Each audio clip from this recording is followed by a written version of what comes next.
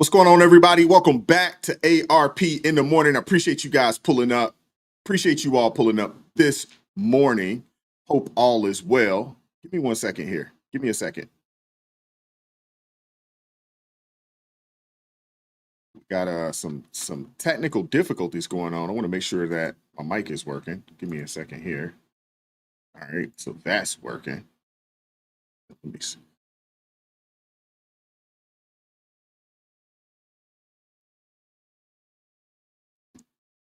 All righty. Put that down there. All right. What's going on, everybody? Welcome back. Hope all is well. Appreciate you guys, man, pulling up. We got a pretty good show today, man. We got a pretty good show. We've got a lot to get into today. Packed show for you guys, man. We're going to talk about Carmelo Anthony. He's out on bail. After the unaliving of Austin Metcalf. We're going to talk about Democrats crying, demanding, illegal immigrants to be returned back to the country. We got to talk about that as well. We're going to talk about Harvard losing federal funding. And we also got to talk about the ladies aboard the Blue Origin flight who are currently throwing a fit over being called out for their overhyped space stunt. We're going to talk about it, man. But before we get going, man, I want to show some love to the folks in the chat. Shout out to Christy, Shottown in the house. Look at that. Victory is my first to arrive. Oh, man, y'all are a mess. Y'all really are, man. I appreciate you guys, though. I do. It brightens my day. When I pull up and I see people already in the chat, I was like, look at this, man. 8:21 in the morning, Christy's in the chat. Shout out to you, sister. Appreciate you pulling up this morning. Thank you very much. Thank you. What's going on, PK Krillin? Savannah, Tennessee in the house. Got my mushroom coffee this morning, kicking. What's going on, Redefine Queen? How you doing this morning? Appreciate you pulling up. I got to show this too. She says, God is good all the time. All the time, God is good. Have a blessed day, ARP family. Yes, Lord. Yes, Lord. Appreciate you. What up, Zephyr K9? How you doing this morning? Yep. Make sure y'all hit that like button for me. Y'all follow the instruction of the blues, man. Zephyr K9, she's on it. What's up, Eric Smith? How you doing this morning? How you doing this morning? Appreciate you pulling up. Hope all is well. Lori Otteson, appreciate you pulling up this morning. Thank you very much. You know what? Let me show her as well. She said, happy Wednesday, y'all.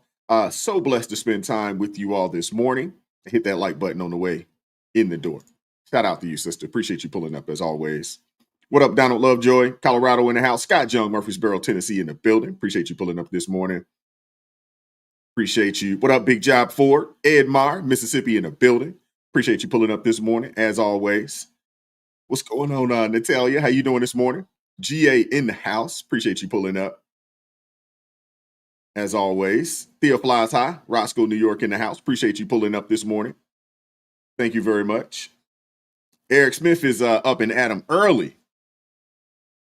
All right. Active in the chat this morning. What's up, Kenneth? How you doing this morning? Appreciate you pulling up, brother. We're going to get things popping, but I want to make sure I didn't miss anybody. What up, Nina? How you doing this morning, sister? It's been a little minute. I haven't seen you in the chat in a bit. How you doing? I hope all is well with you and the fam up there. What up, RJ Hudson? South Cac in the building. Billy W., how you doing this morning? H-Town in the house. Appreciate you pulling up. All right, we got K-Row 3 in the building. Appreciate you pulling up this morning. Southeast VA. All right. Make sure I didn't miss anybody here. What's up, Soul Driver? How you doing this morning? Appreciate you pulling up.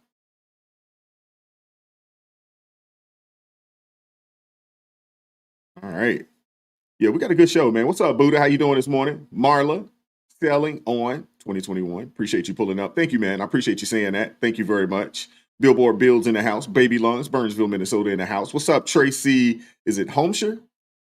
Drewmore, Pennsylvania. Appreciate you pulling up this morning as well. What up, Lena? How you doing this morning? Kansas City, Missouri in the house. Hopefully you're not a Chiefs fan. But then again, you know what? Maybe it's okay if you're a Chiefs fan. It's okay. What's up, Michael? How you doing this morning?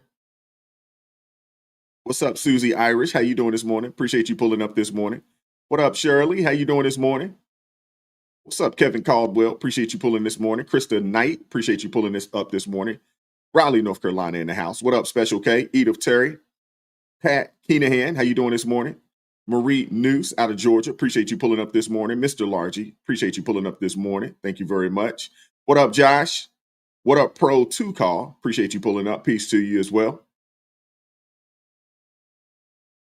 Oh, yeah. What's up, Marie Anna? How you doing this morning? Wendy Kingsley, how you doing this morning? Appreciate you pulling up. What's up, Pure Growth? Groovy Grandma. I like that name. Groovy Grandma. I like that name there. That's a cool one. I definitely like that. What's up? Have a nice. Is it A? 1, 2, 3, 4. Appreciate you pulling up. What up, Rose? How you doing this morning? Lady Cat, how you doing this morning? Christy Thomas, how you doing this morning? Appreciate you. What up, Denise? How you doing this morning, sister? Appreciate you pulling up. JV Brun, appreciate you pulling up. What's up, Jade? How you doing this morning, sister? Appreciate you pulling up. What up, Mark? Nashville in the building. Appreciate you pulling up this morning.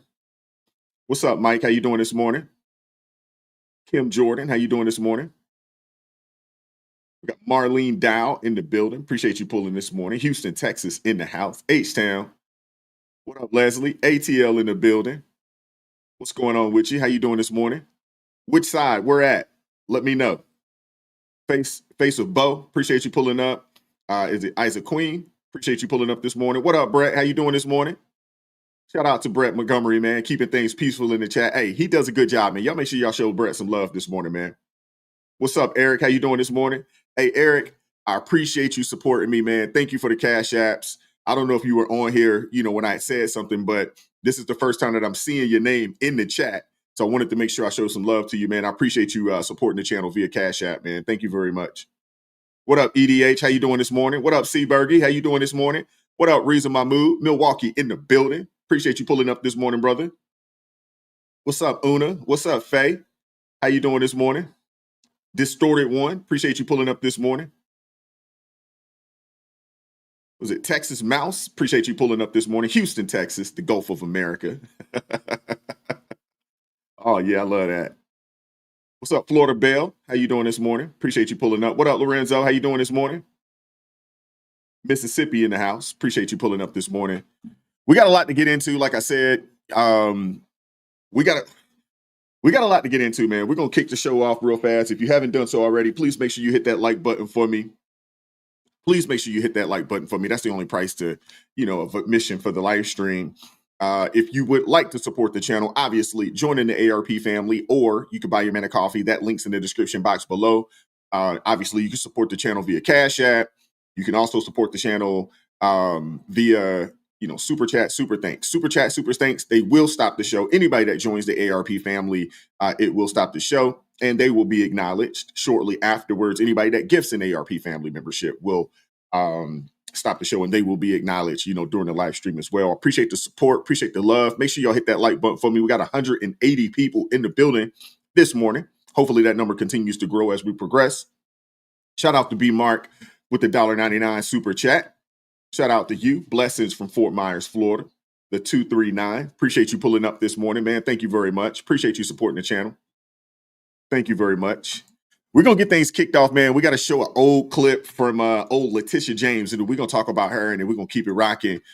Please make sure that you guys hit that like button for me. Share this stream. We are watching on X. Shout out to MH Caffey, new ARP family member, man. Thank you very much, man. Y'all make sure y'all show MH some love. Thank you very much. Nina says, I'm good. Started my internship 4 days a week. I catch the replays. That's what's up, man. I appreciate you. Thank you very much. What are you interning for? What are you doing? Nothing wrong with that. Nothing wrong with it. Get it how you live. I like it. But I appreciate you catching the live stream. I don't see you drop a comment. I do check the comment section, and I definitely check the comment section from the live stream. So, if you watch the replays, make sure y'all drop me a comment in the daggone comment section to let me know. Let me know. I'll definitely show you some love. Shout out to MH Caffey for gifting 10 ARP family memberships, man. Thank you. Thank you very much. Thank you very much. I really, really appreciate it, man. I do not take it for granted at all. everybody that supports the channel, man, God bless you, man. And those that just pulled up and then support the channel just by watching and hitting the like button, God bless you guys, man. I definitely appreciate it. Oh, okay. That's what's up. Clinical mental health, master's degree. All right, now. I love that, Nina. I mean, obviously, I know, what you're doing and but we definitely have a mental health epidemic in this country. And unfortunately, it seems like it's a taboo subject. Nobody wants to talk about it. Nobody wants to talk about the amount of people that we have in this country suffering from mental health issues. Just nobody wants to talk about it, man. I just don't understand it. It's crazy. All right, let's get the show started. We're going to get things kicked off with Letitia James, and then we're going to keep rocking from there.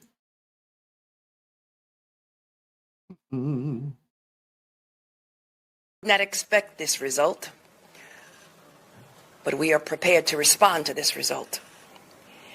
And my office has been preparing for several months because we've been here before.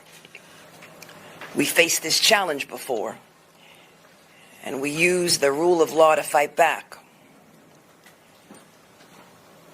And we are prepared to fight back once again. Because as the Attorney General of this great state, it is my job to protect and defend the rights of New Yorkers and the rule of law. And I will not shrink from that responsibility. All right, so I want to start today's show off. I want to start today off by talking about some poetic justice. I want to talk about that, man. I want to start with a little poetic justice because Letitia James, the New York Attorney General, who basically made it her life's mission to destroy President Trump by any means necessary, may now be staring down the barrel of that same legal gun that she pointed at him. If you guys recall, Letitia James, I'm sure you guys remember her. She's the one that ran for office on a promise. I'm going to take Donald Trump down. That was her. That is what she ran on. That was the platform and that was pretty much it. I don't recall hearing any other platform. It was just, I'm going to take Donald Trump down. There was no talk of, fixing the crime in New York. No talk of helping struggling businesses in New York. No talk of, like, hey, we're going to clean up the city. Just pure, unfiltered Trump derangement syndrome. Pure, unfiltered Trump derangement syndrome. I mean, this woman was elected as a prosecutor, but behaved more like a political activist with the vendetta. You would have thought that President Trump did something to her personally, the way she's been acting. Shout out to Sunshine Dinky for the $4.99 super chat. Give me a second here. She says, I appreciate you taking the hits and the hate for telling the truth and sharing what needs to be heard. I'm gonna fix that up. I gotta read these sentences and then fix it in my brain. God bless you and God bless the USA. Thank you very much. I appreciate that. Thank you very much. The thing is, I tell people all the time, and for those of you guys that know Van from LFR Family, he's been a mentor of mine for a long time. And now I kind of do the same thing for other people, that want to get into this space. I tell people all the time that, when you put yourself out here like that, like this, not like that, but like this, you kind of expect that there are going to be some people that disagree, with your take, with your perspective, with what you have to say. You expect it. No different than, anybody that puts anything out on social media, to be honest with you, even if you're not doing what I do on a day-to-day basis. Anybody, if you make a post on X, you put a post out there on Facebook, I mean, you kind of got to expect that there are going to be some people that are not going to appreciate what you said. And if you don't want that, you probably shouldn't put that type of stuff out there. I know a lot of people get frustrated. I'm on Facebook, but I'm not active on Facebook in the sense of, I'm out there posting and things of that nature. I'm really kind of like M8 said, I'm kind of lurking in the background, just watching and reading, what people have to say, about the different topics. And somebody posted something out there about the illegal immigrants. And a couple people got into the comment section and said, and they disagreed with this individual. And that particular individual got upset and said, hey, man, don't come on my page, with this foolishness. You need to take that somewhere else. But the thing is that when you put something out there in the public, you should expect a public response. I mean, it's just common sense to me. And maybe it's just common sense to me because I do this, so I expect that people are going to have something to say. But when you put something out there, on Facebook, on X, on what else? TikTok, YouTube, or any other social media platform, you put it out there for the public to see, you should expect a public response. You should. I'm just saying. I'm sorry. I done got off subject, but I'm sorry. I got off subject, but it's crazy. It is crazy. And Ace Brigade, you're absolutely right. You're absolutely right. But at the same time, I know a lot of folks, and I know people that, just refuse to be on Facebook. And I'm only on there, not for, posting purposes, but I mean, there's groups that I'm a part of, the group from my ship, from back in the day. And there's a lot of us, that we served together and we did multiple deployments. It's a way for us to keep up with each other. The people that I graduated high school with, it's a way for us to keep up with each other because I don't live in that area anymore, but it is a way for us to keep up, and connect from time to time and just for us to see, what's going on. And that's really the reason why I'm on it. For those reasons, is just the fact that, there are people that there's really no other way that I would connect with them other than that particular avenue. If somebody has created something better, with the same type of, connections, I definitely would be interested in being a part of it. But, there's certain, I guess, relationships and things of that nature that I at least, want to try to maintain. And that's kind of how we do it, through there. But and it is a good way, like you said, Ace, it is a good way to connect, with family and things of that nature and things of that nature. So, but yeah, I'm with you, Christy. I don't get on there and I don't talk politics on Facebook. I don't do that unless somebody asks me a question. Then that's a completely different situation. That's a completely different situation. But let's get back to Letitia James. I done got off topic on a rant. But this woman, Letitia James, man. I mean, she is a pretty. I'm not gonna say pretty. She is an extremely Trump deranged individual. I mean, this woman called Trump venomous. She called him radical, disgraceful, even illegitimate. Even illegitimate. I mean, she ranted about Trump's skin color, his gender. She called his administration, if you guys recall, too male, too pale, and too stale. If you guys recall, I don't know if you guys remember that, but she did say it. Could you imagine President Trump going out there and saying something very similar, just the opposite about Kamala Harris? Could you all imagine? I don't know. Somebody in the chat come up with something very similar, but just lean that more towards a Kamala Harris or somebody along those lines. The left would daggone lose their minds. Legacy media would lose it. They would lose it. But I mean, her rhetoric, it's not law. It's really just left-wing identity politics dressed up in a pantsuit. That's really what it is. And of course, the liberal media, they called her brave for doing it. They called her brave for doing it. And to be honest with you, I don't think it takes bravery to get out there and push the narrative that legacy media, that the DNC would like you to push. I don't think that that's really being brave, to be honest with you. It's not. Because that's what they want you to do.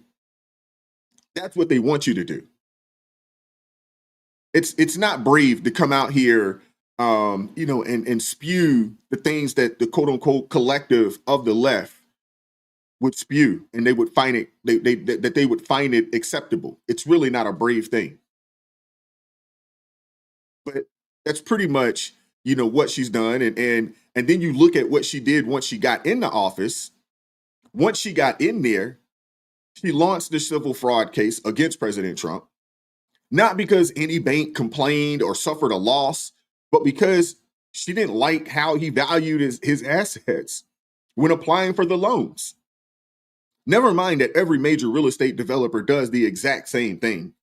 Never mind that the banks did their own due diligence, handed out the loans got paid back, and everybody made a profit. It was a win-win-win across the board. There were no victims.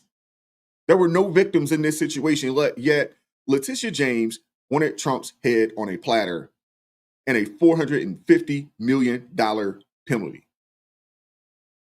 She basically tried to bankrupt him. That's pretty much what this was about. She tried to bankrupt him. She tried to bankrupt the president over business practices that happened every day on Wall Street. And that particular case, it caused a lot of people to pause. People with money, people that would go in and invest in the city, it caused them to say, I don't know if it makes sense to do business in New York City, because what happens if I decide to run for an office, or they don't like me because of my politics or my stance on something? Could they just come after me? But I want to talk about Letitia James because she is now being accused of actual fraud, mortgage fraud, that is. She is now being accused of mortgage fraud. This is crazy, man. A lot of these people, man, they live on this moral high ground, and they act like they can do no wrong. They're not doing anything, but yet these are the people actually committing fraud. It's ridiculous, man. It really is. It is ridiculous. The Trump Justice Department may be a pain in her you-know-what. The angle has obtained shocking allegations leveled by the Trump administration against New York Attorney General Letitia James. The Federal Housing Finance Agency has sent a criminal referral to the DOJ accusing James of mortgage fraud. In a letter to Attorney General Pam Bondi, Director Bill Pulte says James appears to have falsified records in order to meet certain lending requirements and receive favorable loan terms. He cited a property in Virginia that she's allegedly claimed as her principal residence, and a property in New York that she claimed as a 4-unit structure instead of the required, instead of a 5, which Pulte says means she was able to get a different type and more favorable loan. Joining me now is Jonathan Turley, Fox News contributor and law professor at GW University. Jonathan, mortgage fraud is rampant in the United States. There's all sorts of fraud that's rampant. There's disability fraud that they've vowed to crack down on in the Trump administration. But this is another thing that they have vowed to crack down on because it costs real money. Your reaction to these allegations? Well, obviously, the irony is perfectly crushing. This is a person who prosecuted Trump for everything short of ripping a label off a mattress. And among the charges that were brought in New York, in not just the civil but the criminal case, was making false or misleading statements to financial institutions. And one of these sections, Section 1014, of the federal code, is prosecuted. It took me about 60 seconds of a search to find cases that the Department of Justice brought against people who falsely claimed that property was their principal residence in order to get loans. So this is well-tread areas for the Justice Department. As for James, if we apply the Letitia James standard that she created, there'd be little question here. This seems pretty straightforward. What the administration is saying is this was not her principal residence. In fact, as a New York elected official, she had to say that her principal residence was in New York. This was an out-of-state residence. But also, they claim that in some of these forms, she actually states that her father is her husband in order to file as a married couple. So there's a lot of those. It gets worse and worse and worse, man. And somebody had mentioned or asked something along the lines of, how to support via Cash App. If you look in the description box of this video, you'll see, all the ways to support the channel. It's in there. If one of the blues could post it in the chat, that'd be great as well when you guys get a chance to do so. What's going on, Louise? How you doing this morning? Appreciate you pulling up. I hope all is well with you. Hope all is well. But let's keep it moving, man. According to a criminal referral sent to the DOJ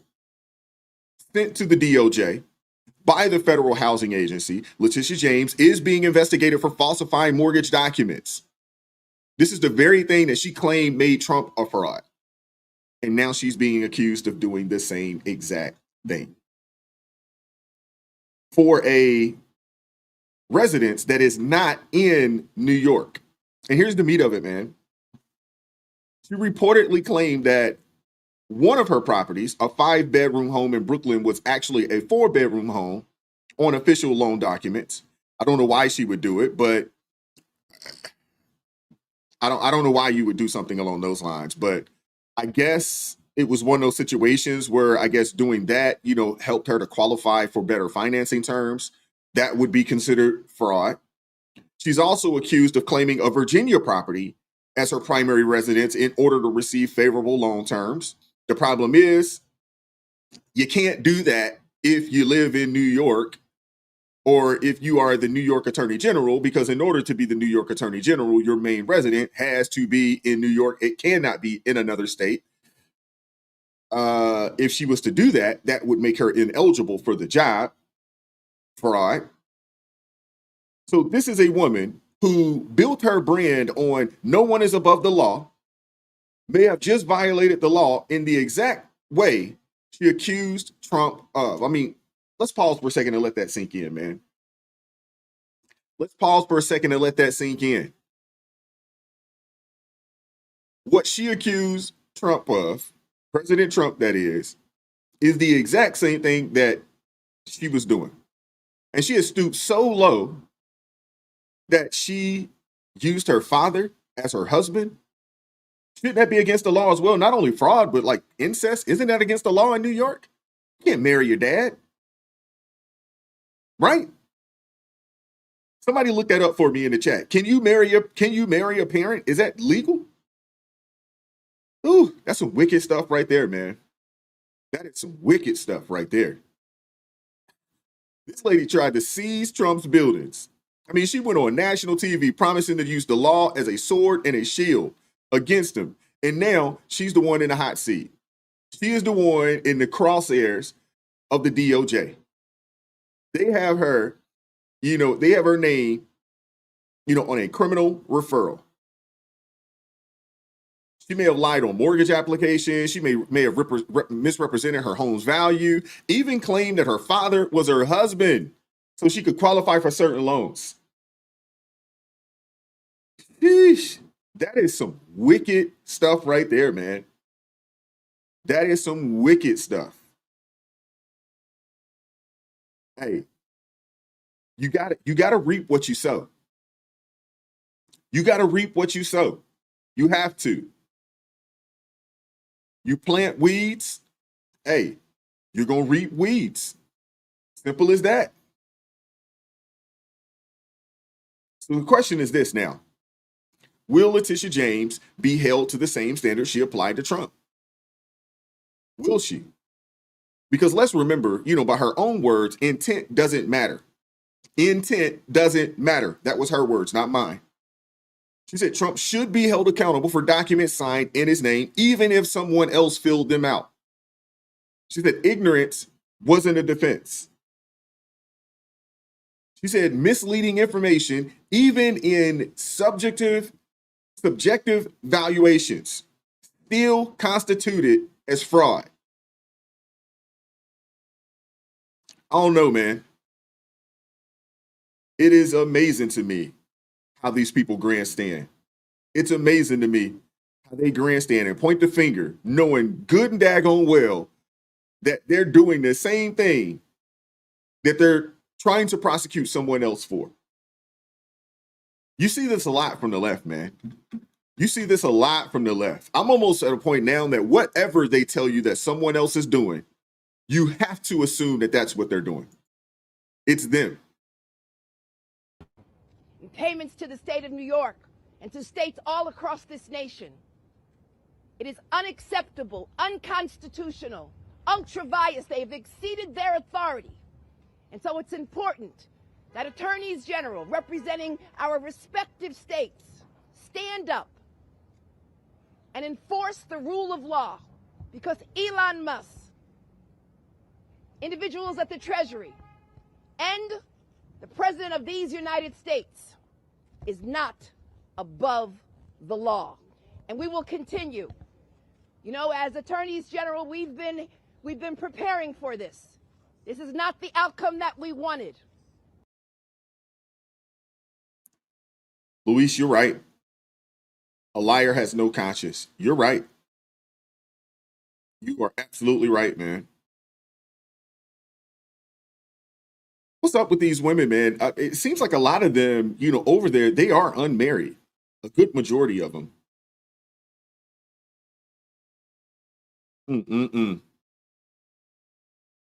Oh yeah, Marlene. You know good and well, CNN, MSDNC, they are not going to talk about this. They are not going to talk about this. This they will not cover. You know it. So she says that no one's above the law. No one's above the law. And if that is truly the case, by her own standards, that would mean that if what they're saying is true, she's guilty. And we'll see where this goes, because we'll see where this goes. We'll see where this goes. You know, it's a slow play. But typically, once the feds got you, they got you. But I do know this. Letitia James, she has absolutely no moral high ground left. None. She used the full weight of her office to launch a politically motivated crusade. She grandstanded. She fundraised off her anti-Trump lawsuits. She wanted headlines, didn't care about justice. She wanted headlines, did not care about justice. And this is what happens when you turn law enforcement into partisan warfare. You eventually get caught in your own web of hypocrisy. And honestly, it could not have happened to a more deserving person. It couldn't have. So while Letitia James is out there pretending she's Joan of Arc fighting the dragon of Trumpism, it turns out she might have been committing the very crime she spent years accusing him of.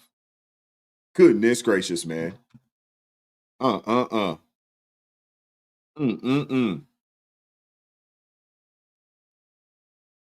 man. You know what they say, man. What up, Dre? What's going on, brother? But you know what they say. When you live by the sword, don't be surprised when you fall on it. I mean, this is crazy. It's crazy. We're going to keep it moving. In other news, President Trump just froze $2.2 billion in federal funds to Harvard University. Not sure if you guys have heard that, but froze $2.2 billion of federal funds to Harvard University. Now, $2.2 billion, not a whole lot of money for Harvard. I mean, they're sitting on an endowment that is out of this world. I don't even know why Harvard still receives federal funds, to be honest with you. I mean, their endowment is ridiculous. What's up, MJ? How you doing, man? Shout out to Eric Smith with the $5 super chat. Says people like James are indoctrinated by these colleges into believing morals are not absolute, or morals are not absolute by God the Father, but are subjective. You're absolutely right. You are absolutely right there, man. Yeah, I mean these colleges, man, they are, in my opinion, this is just my opinion. A lot of these colleges, these universities are, they're really just, communist, Marxist training grounds, indoctrination camps. That's really what they are, in my opinion. Because most of these people that come out of these colleges, you will send your kid off to school and they will be regular. They come back and you're like, who in the world are you? I did not raise this. This is not what I taught you. I did not raise this. Goodness gracious, man.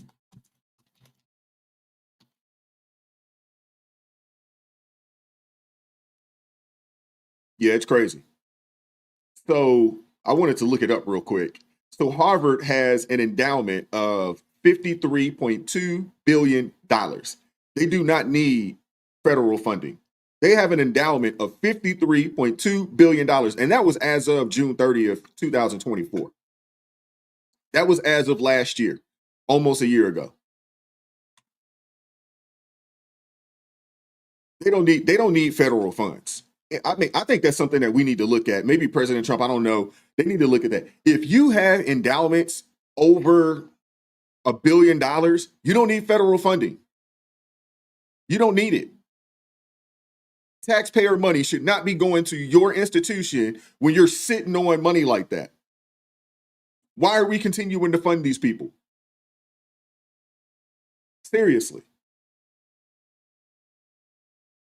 I mean, this is crazy. $2.2 billion is what they were getting. They're sitting on $53 billion in funds to via an endowment. This is crazy. Why are we continuing to support this? For them to produce just some of the most radical people out there. Although there was a professor out of Harvard, and I cannot think his name off the top of my head right now, but he did a outstanding op-ed investigation, on police brutality that was phenomenal. And I cannot think of his name right now off the top of my head. Oh my gosh. It's from Florida. I cannot think of the name of it, but he's from Harvard or whatever. But for the most part, they don't produce, people that are patriots that really love the nation. They don't typically produce those types of people, unfortunately. But President Trump, man, he just froze $2.2 billion in federal funds to Harvard University. And, like I said, man, it's long overdue, to be honest with you. It really is long overdue. Ivy League colleges, and we know that the anti-Semitism raging on some of the most elite institutions in our country has to be addressed. And as soon as Barnard got raided a couple of months ago by anti-Semitic activists from Colombia, they knew the president, this was his first opportunity to address it. So he took $400 million from them. And he said, do these 5 things or 8 things if you want to get it back. And they're still in discussions. When it came to Harvard and the threats against Harvard to straighten out their curriculum, to straighten out the anti-Semitism on their campuses, to start complying with some regulations that the administration put out, Harvard pushed back and they said, we will not. And the president answered back last night by saying, if you will not, we're taking $2.5 billion from your grant system. So there's this task force that is trying to get that money. Harvard, essentially, they've come back and they've said, you know what the administration is asking us to do is unconstitutional. It also flies in the face of our First Amendment rights. The president of Harvard, a fellow by the name of Alan Garber, sent a letter to the community to explain it. He said, although some of the demands outlined by the government are aimed at combating anti-Semitism, the majority represent direct governmental regulation of the intellectual conditions at Harvard. We have informed the administration through our legal counsel that we will not accept their proposed agreement. The university will not negotiate over its independence or its constitutional rights. So they've been hit with this $2.2 billion federal freeze. But here's the thing. I would imagine this is a battle that Harvard's going to fight, because while that's $2 billion, they've got an endowment at Harvard of $53 billion. So they've got a pile of dough they could rely on if they're going to fight this. So the president's freezing $2.2 billion on grants, $60 million in contracts. President Obama applauded this because it's his alma mater, but Elise Stefanik also graduated from Harvard, and she was on Sean's show last night sounding off about it. But here's my question, Lawrence. Why should police officers, why should teachers, why should bricklayers and our blue-collar workers and the people in Detroit making our cars, why should they have to pay for schools that will continue and allow anti-Semitism on their campus, because that's what happens. These are tax dollars. Harvard does have this huge endowment, and let all of that money go to community colleges. Let it go to Mike Rowe, who's starting trade schools. Allow that money to go toward individuals who are working hard in America and never would have gotten into Harvard or can't afford Harvard. You're exactly right, Ainsley. They are not only anti-Semitic, but they allow people in on these visas that essentially hate the country. They want to redo what America is. And Yeah. Hey, everything that Ainsley said, I am in lockstep agreement with her. Money should be going to every community college. Think about what $2.2 billion. Think about how much money, what that would do for the community colleges. If I'm not mistaken, the money that they give to these large schools with these massive endowments, if they took that money from them and said, you know what, we are going to fund the 2-year schools across the country, you could probably almost make the 2-year schools free federally. And your 2-year schools those are your trade schools. You know, those are, it's a form of education that would allow young people to go in, become electricians, become HVAC techs, become LPNs, become radio, what do you call them? X-ray techs or radiology techs. These are the kind of opportunities, and they can they can do that 2 years and jump right into the workforce. Yes, Louise, you're absolutely right, man. We don't need to be paying Harvard, who's sitting on $53 billion. That money could go towards the 2-year programs in the tech schools. We need to train the next generation of our workforce. We got to do it, man. I mean, that would be phenomenal. And honestly, it's probably some money that could go into some more of the high school. What do you call those programs? Goodness gracious, the high school vocational programs that could transfer right into the 2-year program. So your senior year, you're in the HVAC program, you're in the electrician's program, you're in the automotive technician program, you're in the nursing aid program that can transition you into the LPN program in the 2-year school. And next thing you know, man, you're out there making it. By the time you're 20, 21 years old, you're in a position where you're really able to make a good living. But let's rewind for a bit. The so-called premier, because that's what Harvard is. It's a premier Ivy League institution with a $53 billion endowment. Had the nerve, the unmitigated gall to tell President Trump that, hey, we're not ending DEI. We're not banning masks. We're going to keep these militant campus protests going on. We're not cooperating with federal immigration law. We don't want any accountability at all. And if that is the case, hey, by all means, that's your business. Do your thing. But if you're going to do all of that, hey, you don't need federal funding. Now, honestly, I hate to beat a dead horse, but this is something that President Trump should really look at and say, you know what? All of these Ivy League schools, because they're all the same for the most part. They're all the same. All these Ivy League schools. We're not sending any more money. Y'all got all these major endowments. I'd go and look at every school out there with a major endowment and nah. Federally, we're not sending you any money. We're going to invest that money into the people, not into the elites. We're going to invest that into the working class of America.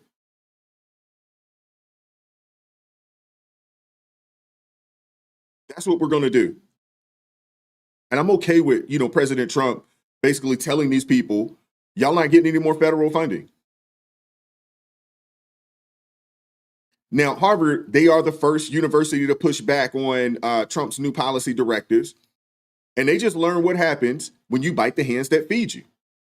They just learned. I would assume that there will probably be some other Ivy League universities out there with large endowments that will do the exact same thing.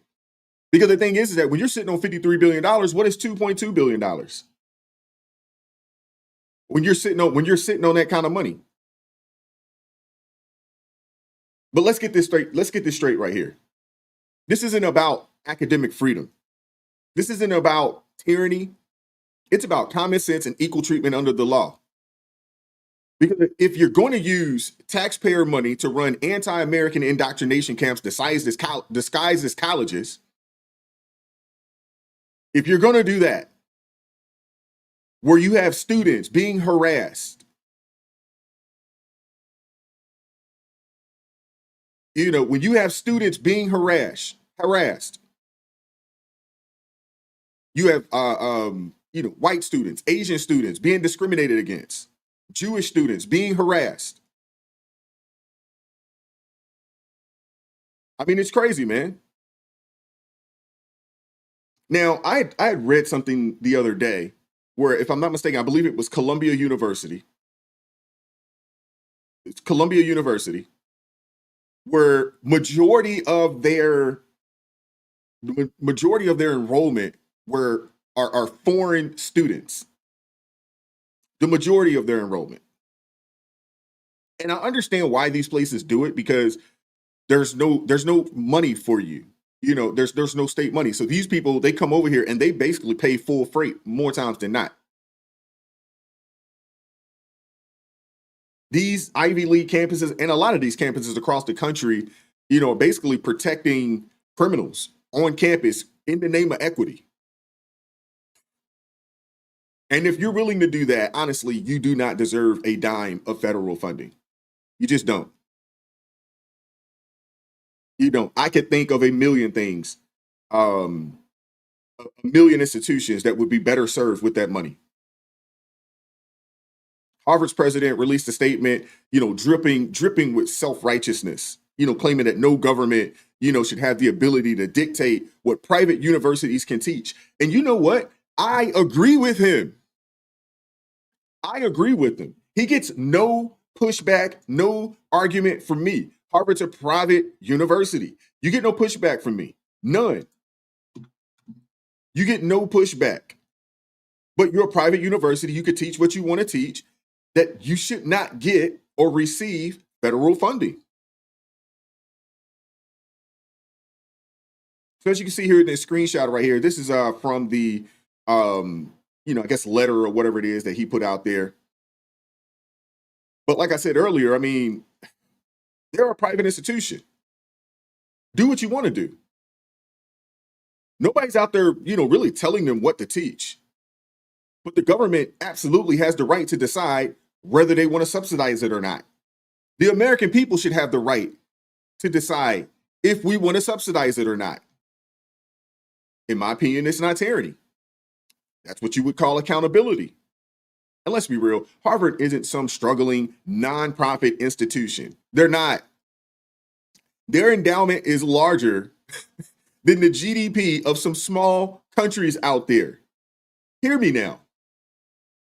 Their endowment is larger than the GDP of some small nations out there. And if they want to continue, their radical, far left, progressive, DEI-driven policies, nobody is stopping them. Nobody is stopping them. But they should not expect hardworking American taxpayers to foot the daggone bill. The bottom line is this, man. Trump's moving to freeze Harvard's funding. It isn't just a bold move. It's honestly necessary. I mean, we've spent decades letting radical institutions collect taxpayer money while they churn out activists instead of scholars. They've used that money to enforce, speech codes, promote discrimination, indoctrinate students with anti-American, anti-truth garbage. It's time that ended, man. It's time that ended. And if Harvard, if Harvard doesn't want to follow the same standards every other institution has to follow in order to receive federal money, whatever. Let them stand on their own. Let them pay their own bills. Let them carry themselves. They got enough alumni with tons of money. They got enough of that. They don't need federal funding.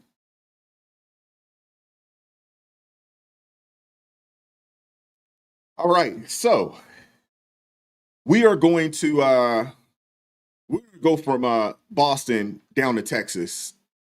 And to be honest with you, I really didn't want to talk about this because I'm kind of tired of it, and it's really exhausting. All the rhetoric that's out there on social media, around this particular topic here. It's really frustrating. And just so you guys know, today, we are going to do a call-in show today. Just so you guys know, I want to hear from you guys and what you guys think, about any of the topics that we're discussing today. I'm gonna drop the link, shortly once I'm finished up here. And I anybody that would like to call in, man, I'd love to hear from you guys. But let's move over to Texas, to discuss this situation, man. Like I said, it's not something that I really wanted to get into, but there's some new news, and we got to talk about it. But I am tired, honestly, and I'm exhausted with the rhetoric that's coming out, not only out of Texas, but just around the country in reference to this particular situation here. And I don't really know where to start, honestly. I don't really know where to start. This Carmelo Anthony case, the Austin Metcalf situation, this case out of Frisco, Texas is getting crazy. It really is. And maybe it's not the case. Maybe it's the rhetoric around the case. The rhetoric around the incident that is it's gotten out of hand, to be honest with you. And it's turned into something that, in my opinion, I don't think it should have turned into. And it's just so unfortunate, man, because the story itself is just a really, really, really sad story. It's a sad story. And like I said, it's not the case. It's the rhetoric around it. Really. It's the social media circus, the race hustlers, the blatant manipulation of facts. The people who want to disregard or ignore the actual police report, the people who are making up, I can't even say manipulating, making up things to push their narrative. And honestly, I think a lot of people are ignoring just how sad this situation is in general. A lot of people are ignoring how sad this situation is overall. It's exhausting, man, to be honest with you. I know you guys know I did a video. It came out, I guess, maybe Thursday, Friday.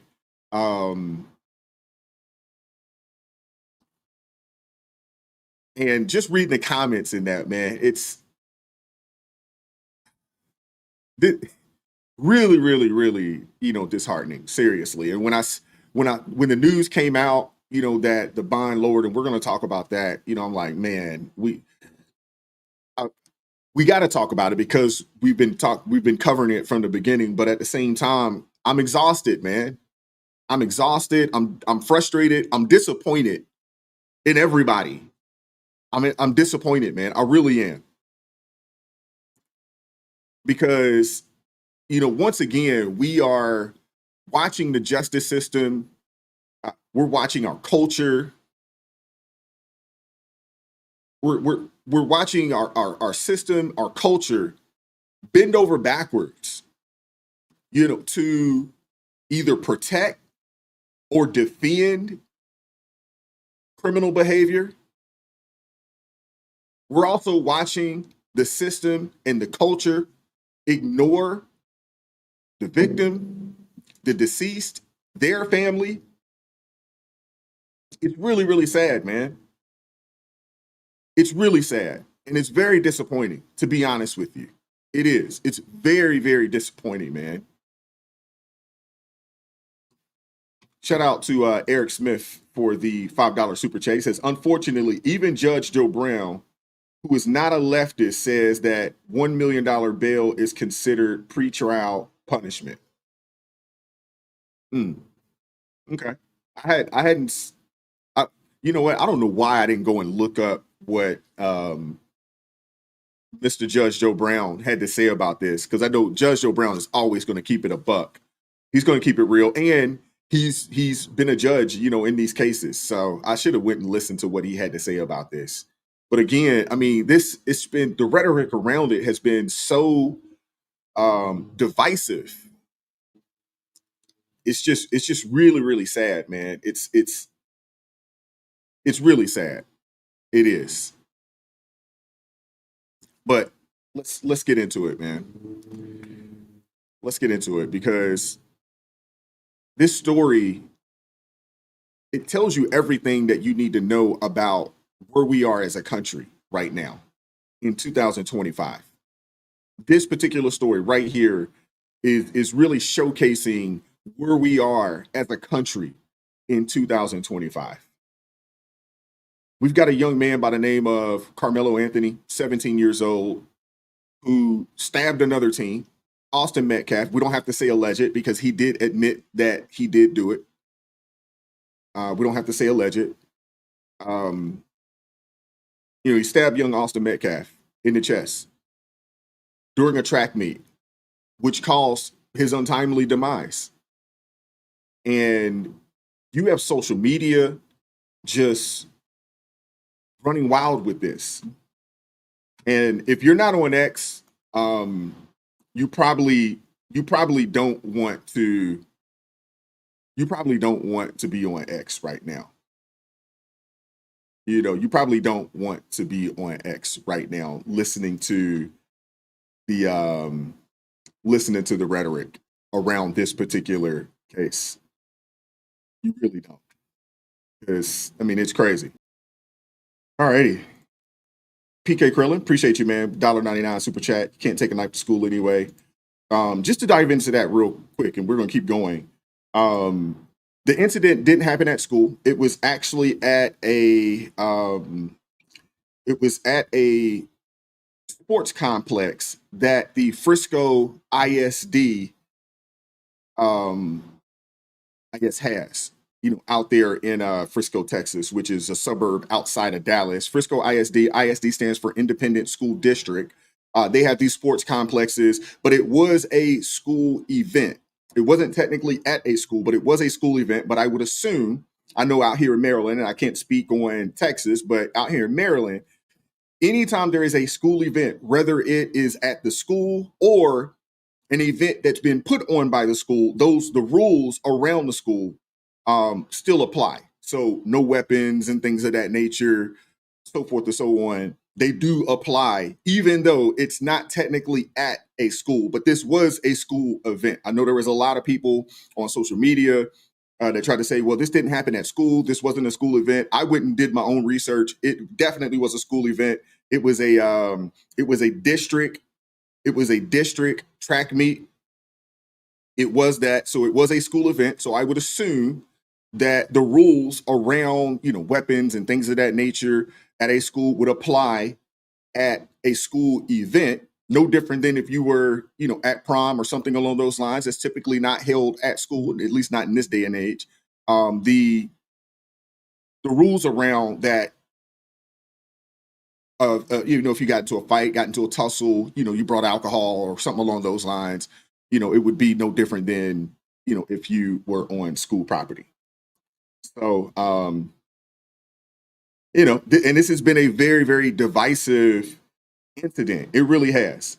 I know there was somebody in the comment section, said that was a sellout. I don't know how it was a sellout, because I hadn't taken a side one way or another, other than the side of right, just saying that this situation is wrong.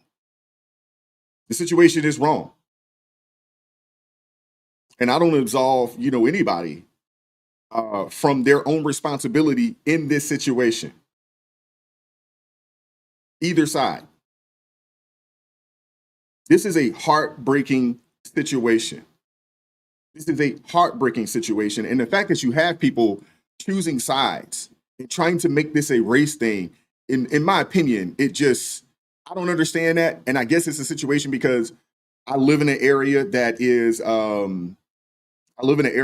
that's extremely diverse. Kids of all ilks go to school with each other. People of all ilks, we all live in the same neighborhoods. And I look at this more along the lines of this is a disagreement between some high school students. And I don't think it matters, if one was black or if one was white. I don't think that matters. These are two young people, 17 years old, that had a disagreement. These are two young people at 17 that had a disagreement. I mean, there's been a lot of narrative out there. There's been a lot of, talk out there on social media. I don't know how true it is. I did get a chance to go for myself and read the police report. I mentioned that, and then somebody said, well, you can't believe the police report because, they be lying in police reports. I'm like, golly, man. I don't know what you're supposed to, if you're not supposed to believe the police report, I really don't know what you're supposed to believe, to be honest with you. Because typically, based off of what I read from the police report, the police did not make a statement as to what happened because they wasn't there. They just took the, as per the police report, they took a statement from Carmelo and they went and asked people that were there around it. And they asked them, what'd you see? That's what the police report says. I mean, but this is a heartbreaking situation, man. Heartbreaking situation. Are you saying the police lie, or are you saying that the witnesses lie? You're saying all the students lied that gave a report? Okay. But the situation, man, is so heartbreaking, and instead of mourning or demanding justice for the family, you have a activist crowd working overtime to make it seem like this young man, Carmelo, is a victim here, and I'm just not seeing it. He is a victim of a poor choice. He is a victim of a bad decision. He is definitely that. I mean, he's got cash pouring in, hundreds of thousands of dollars raised for his legal defense. And anybody that gave money to his defense, God bless you, man. That's your money. Do what you want to do with it. Do what you want to do with it. Your money. I don't care. It's not something that I would, donate to, but that's your business. If that's what you feel like you want to do with your money. They did reduce the bond from $1 million to $250,000. I didn't really see that as an abnormal thing. I personally know somebody that has been charged with this crime. They did not have $1 million bond. They did not. So for it to be reduced, this isn't a abnormal. It's not an abnormal thing to for a judge to say, okay, set a bond here. And then they have a hearing, and the lawyer, if you have a lawyer, it is important to have a lawyer. It is extremely important to have a lawyer, fight on your behalf, because typically that's part of the lawyer's job to work towards first things first. Let's get this bond reduced so we can get you out of here. That's typically the case. So for them to from the million to, dropping that down to $250,000, and putting them on house arrest, I personally don't necessarily see that as a big deal, just due to the fact that he is going to get his day in court. And it's normally a tactic by the prosecution and the judge, normally. And then they make you work to drop it down. So his bond being at, $250,000, you typically going to pay 10% of that plus whatever bond fees. I think it's still 10%. So they probably had to come up with $25,000. This is This is a first degree trial. So, I mean, any lawyer that takes this, they're gonna want some money. They're gonna want some money. So I would assume that most of the money that's being raised is gonna pay for that lawyer. But I don't know. I don't even know if this case is going to get to a trial. I really don't. I don't think the case is going to get to a trial. I think that he will end up pleading down to either lesser time or to, a lesser offense or something along those lines. That would be, if I had to speculate on it, that would be my guess. But you did have mainstream media, interview family, interview his classmates. Obviously, there's a lot of pictures, of him out here smiling. He got a cap and gown on and things of that nature, and they were saying that, he's a straight A student, he's a first time offender, talking about his aspirations, his goals, and the things that he wanted to do and things that he wanted to be. And, they were saying he had a bright future ahead. And to be honest with you, that very well may be true. It very well may be true that he had a bright future ahead of him and that all of these things that they say about him is true. I'm not knocking that either. What we do know is every day that we wake up, we get a chance and a choice. Every day that the good Lord gives us to get out of bed and put our feet down, we get a chance and a choice. Nah, he won't be. He's not going to go to juvie. They've already charged him as an adult. He's going to be tried. He's going to be charged and tried as an adult. And Brett Montgomery, you're absolutely right. If you notice, a lot of the major networks out there, they're not really talking about this. They're not really talking about this. They're not talking about this case. But the reality of it is this. Carmelo Anthony, he had a knife in his book bag. He went to a school-held track meet. This was a school-sanctioned track meet. Like I said earlier, it wasn't on school property, but it was on a property that is part of the Frisco Independent School District. And the question that I have is, one, why was he armed? That's question number one. Why was he armed? Why did the teenager, why did he feel like he needed that knife, at the track event, a high school track event at that? Those are the questions that I have. And the third question is, why not get up and walk away? That's the third question. Why not get up and walk away when the conflict kicked off? Now I get it. There were people out there that said that it was raining and, he didn't want to be out in the rain and things of that nature. So he chose to be up under this particular school's tent. But, and TA, you're absolutely right. I did hear that. The word is that there is a video. Actually, the word on the street is, and we'll get into that here in a little bit, that there's multiple videos of this incident. There's multiple videos. I'm assuming the reason why they haven't leaked is because these are young people. These are both individuals under the age of 18, and that would be my assumption as to why the videos haven't leaked yet. That would be my surprise. But you do have his lawyer, the media, or social media more or less, and you got the progressive left. They are claiming that this was self-defense.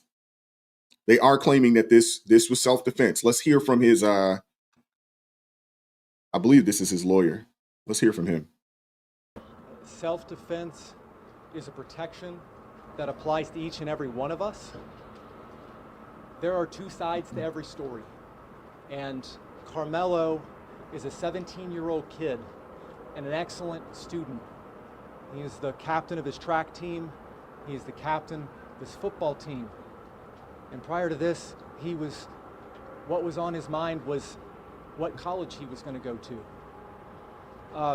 This is a tragedy all the way around for both families. Rushing to judgment, trial by public perception and trial by media is not how we ensure justice is done. We are confident that after a full investigation, that the truth will come out. Thank you. Mike, you took umbrage with the state's assessment that this was. Yeah. And again, I am not absolving the behavior of Austin. I'm one of those kind of people. I don't think you should put your hands on people. I do not. But I'm also one of those people that don't think that you pushing someone,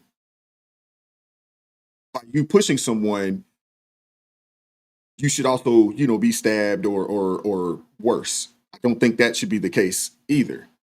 I'm a firm believer in protecting yourself. I raised my kids that way. Somebody put their hands on you, you have a right to defend yourself.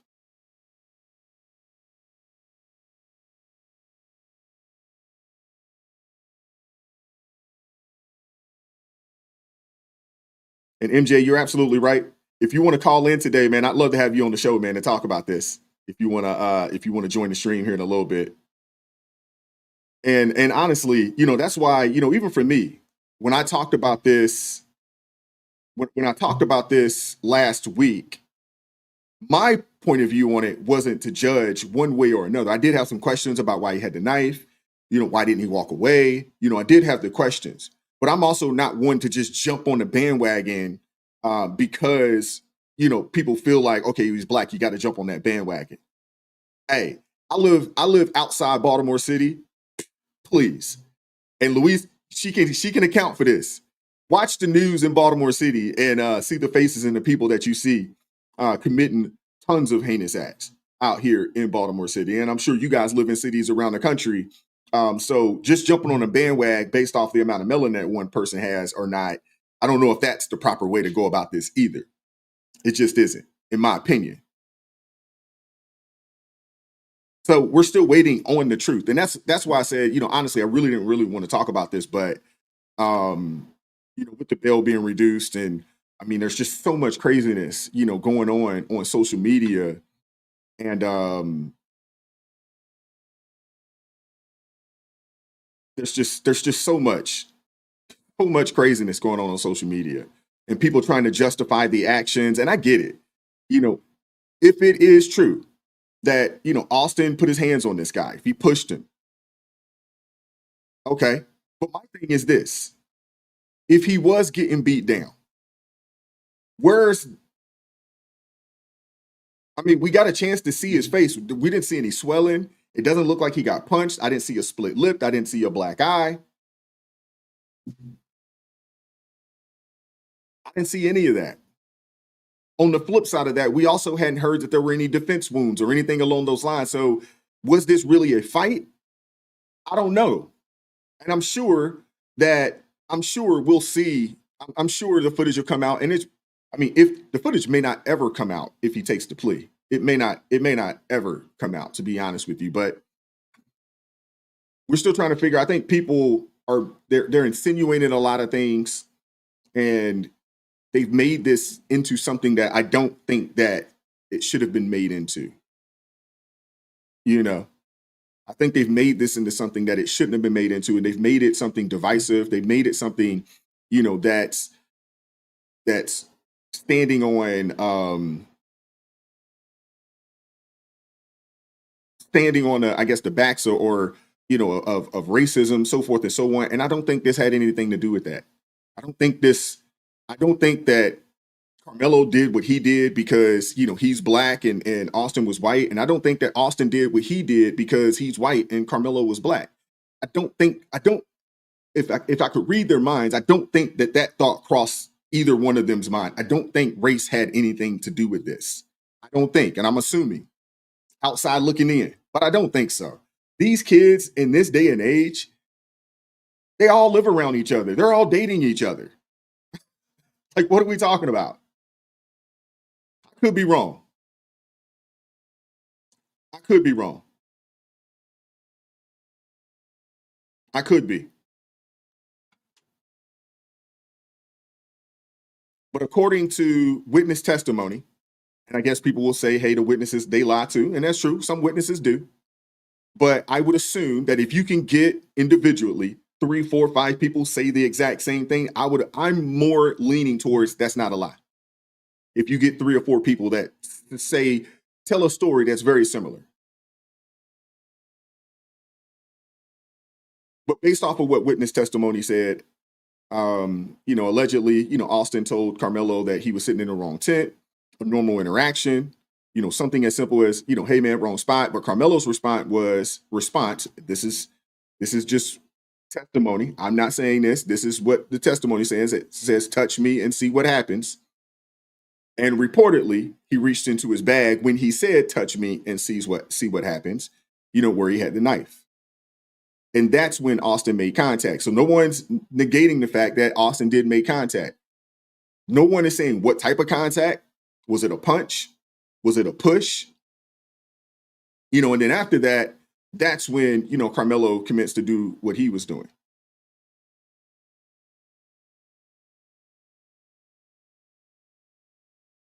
So it sounds like, it was caught off guard because, again, there's no conversation around a defense wound because typically if somebody's coming at you with a knife, you're going to put your hands up, block some kind of way. And typically the first time around, even when you swing it, you might catch an arm, you might catch a hand or something along those lines. We're not hearing that. We're not hearing that was the case, that there was any defense wounds or something, like they got to fighting and this is what happened and a knife was pulled. But what we do know is that a lot of times, and I'm not saying that this was Carmelo, but a lot of times when people have a weapon on them, when people, carry a weapon, or when people, they have knives or guns on them, at that time, they feel real emboldened. They got that, I wish somebody would try me today, type mindset. I'm not saying this was, Carmelo's mindset, but I've seen it with my own eyes. People carrying weapons, and it's that I wish somebody would try me today. I've seen it and I've heard it with my own eyes.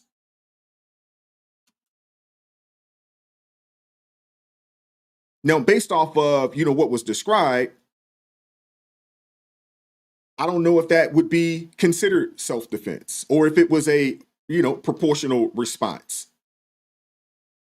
And because I've covered this a couple of times, I did get a chance to read the police report, but I also went and read the state statutes.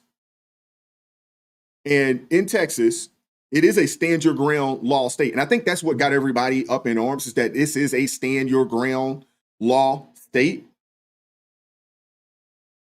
It is a stand your ground law state. It is that. And I think that's the reason why people are saying, it's self-defense, because in the state of Texas, you do have the ability to stand your ground because it is one of those states. But based off of what I read, deadly force is only justified when you reasonably fear death or serious bodily harm. It's only that deadly force as self-defense is only justified when you fear death or serious bodily harm.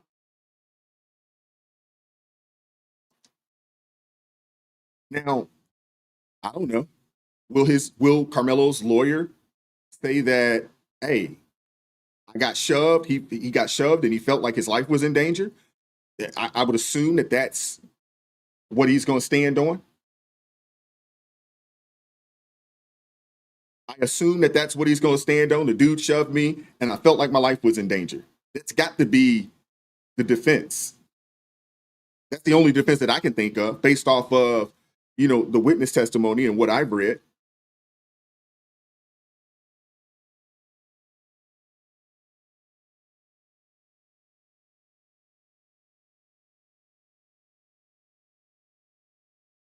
Now, I'm not a lawyer. I'm not going to act like I am. I don't play one on TV.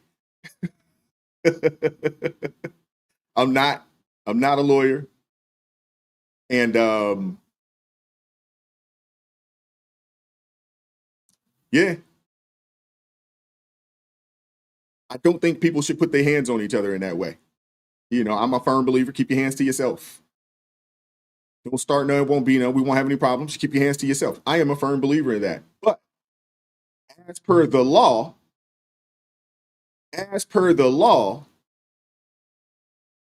based off of what the law states, I don't know, man.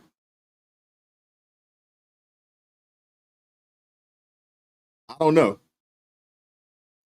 His lawyer, they got an uphill battle. They got an uphill battle, to try to fight a case as a self-defense case. My assumption is that, this is just my assumption. My assumption is that he's probably going to plea out. Word on the street is there is video footage. Police, they have confirmed that they've collected multiple videos of the incident.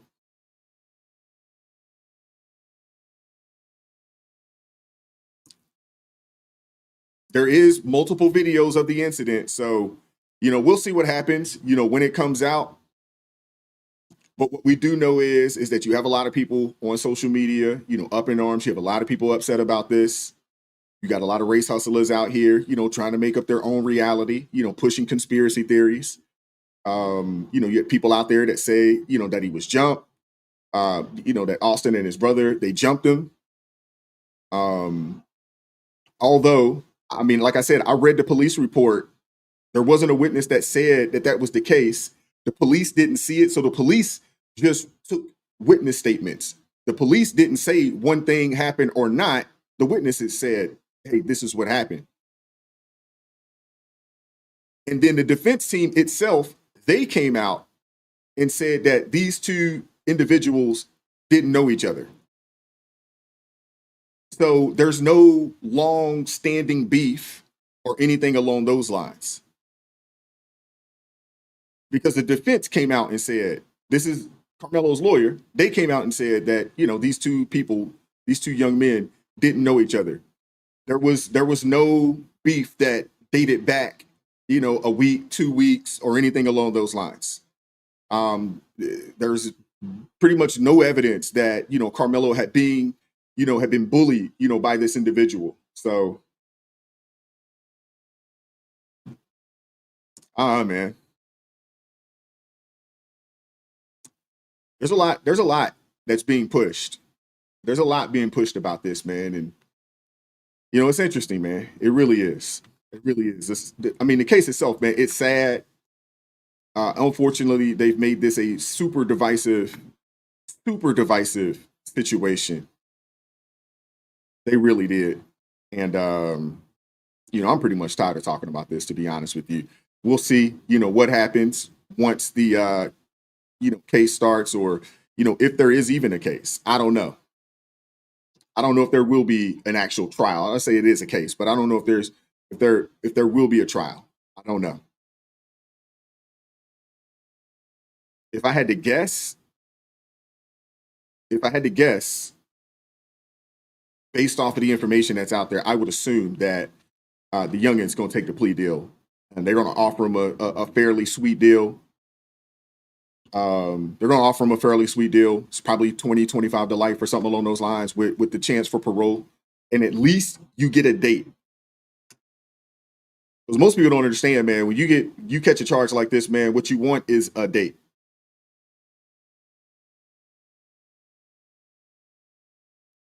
Shout out to Jeff over at It's Not Your Fault. He says, bottom line, 2 lives are over, and that's a tragedy. Absolutely right. Absolutely right.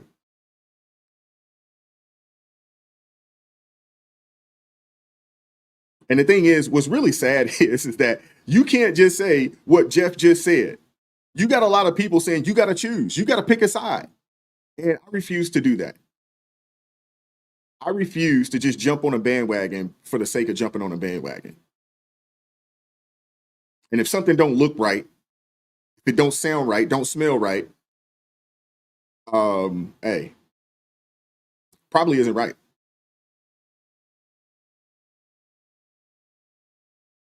Yep, but that's where we are right now, man, in 2025, man. Unfortunately, this is where we are in 2025. I will say this, man. Carmelo's defense team is begging people to stop spreading misinformation online.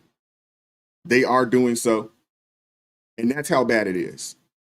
His own lawyers are asking people to stop posting fake stories because they feel like those people out here that are posting these fake stories are hurting the case. I'm not sure if the mob will care. I don't know if they want justice. I don't know if that's what they want. I think maybe some of it is they want vengeance. Some people may just want to burn the entire system down. And they're willing to use whoever they need to use, guilty or not, as a symbol of that rage. And to parrot Jeff, this is a tragedy, man. 2 people, lives have been affected. One person in a casket, the other fighting for his life, essentially. 2 teenagers, man. And like I said, every day, man, you wake up, man, you get a chance and a choice.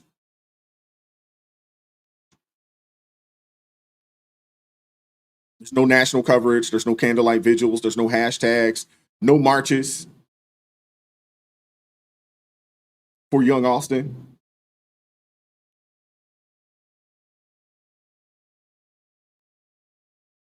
And a lot of that probably has to do with the fact that, he just has the wrong skin color, man. Because the ugly truth is this. Had we flipped this on its head, that Ben Crump would be down there. Al Sharpton would have been down there. You guys know it. All the social justice warriors would have been down there marching, protesting, and every daggone thing else. And it's unfortunate, man, that an incident between teenagers has turned into, just such a divisive,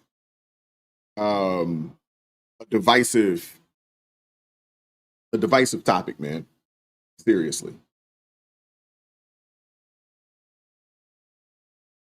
Seriously.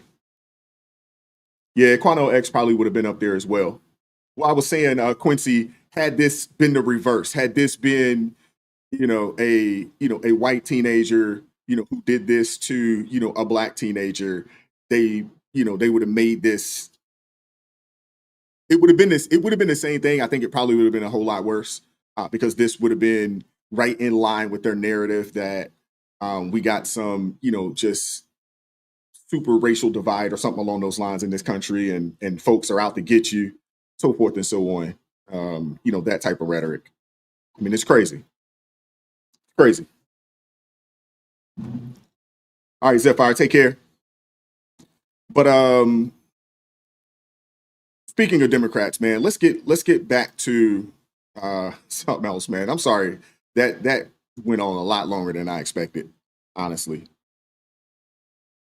Let's get back to the Democrat Party, man. They've lost their mind, and while you and I are out here dealing with the consequences of, open border policies and, rising crime and drug overdoses, even, innocent, Americans, being unalive, Democrat politicians are out here, fighting to bring back deported illegal immigrants. I mean, it's crazy. It's crazy what we got going on, man, in America today. It's really crazy. President Bukele, and I look forward to meeting with them. I've requested to meet with them. I reached out to the ambassador here to ask to meet while he's here. But I've also made clear if we can't meet here, I do intend to go to El Salvador to discuss the release of this individual who is illegally detained, a Maryland man who's the father of 3 in a notorious prison in El Salvador. And I believe the president of El Salvador will recognize why it's important to allow him to return to the United States of America, because it is absolutely unjust and illegal to have this Marylander detained one more day in a notorious prison in El Salvador. Of course, President Trump could have just said, bring him home. Of course, he could have done that. But this is an administration that has lied about Mr. Abrego Garcia, right? The vice president of the United States tweeted out that he had a criminal record. That was a lie. They're just lying. They've gotten caught lying. They don't want to admit it. And they have an obligation to bring him home. But I will say the president of El Salvador should not now take it upon himself to say that he is detaining him for one more day, because that is kidnapping. I understand that the Attorney General said that we would provide a plane to bring him home. So all the president of El Salvador has to do now is hand over and release an innocent man and let him come home to his family. Okay, so a man with alleged MS-13 ties, a known gang from El Salvador, was deported under President Trump and his administration. And now Democrats are literally trying to get him back into the United States, man. They're not just filing paperwork or voicing concern. They're going full-blown international rescue mission over a man, who, according to the Department of Justice, had credible evidence linking him to a violent gang. Now, let's start with how the media framed this. I mean, they tried to paint this man, as a poor, misunderstood Maryland father. A lot of you guys probably didn't know. We talked about this the other day, but yeah, MS-13 has been out here in Maryland for quite some time. They tried to paint him as a citizen, as a citizen, I guess because his wife is a citizen. We don't necessarily know if that's true or not, but this guy is a citizen of El Salvador. He had a 2019 deportation order. 2019 deportation order. He was not a U.S. citizen. And despite the spin, despite the media spin, the DOJ has acknowledged credible evidence of gang affiliation. And yet, what do we get from the Democrat talking heads? Oh, there's no evidence. Again, at some point, man, at some point, and Luis, you're absolutely right. We have so much crime going on in Maryland. Do you realize that, and DC honestly should just be a part of Maryland? Maryland, Baltimore, and DC are in the top 10 of the 10 most dangerous cities in the world, both Democrat-led. And I mean, for those of you guys that don't know much about the area, the DMV, DC, Maryland, Virginia, I mean, DC might as well. I mean, if they instead of making DC a state, they should just become part of Maryland. I don't know if we want that, but it's right there. Seriously, it's literally right there.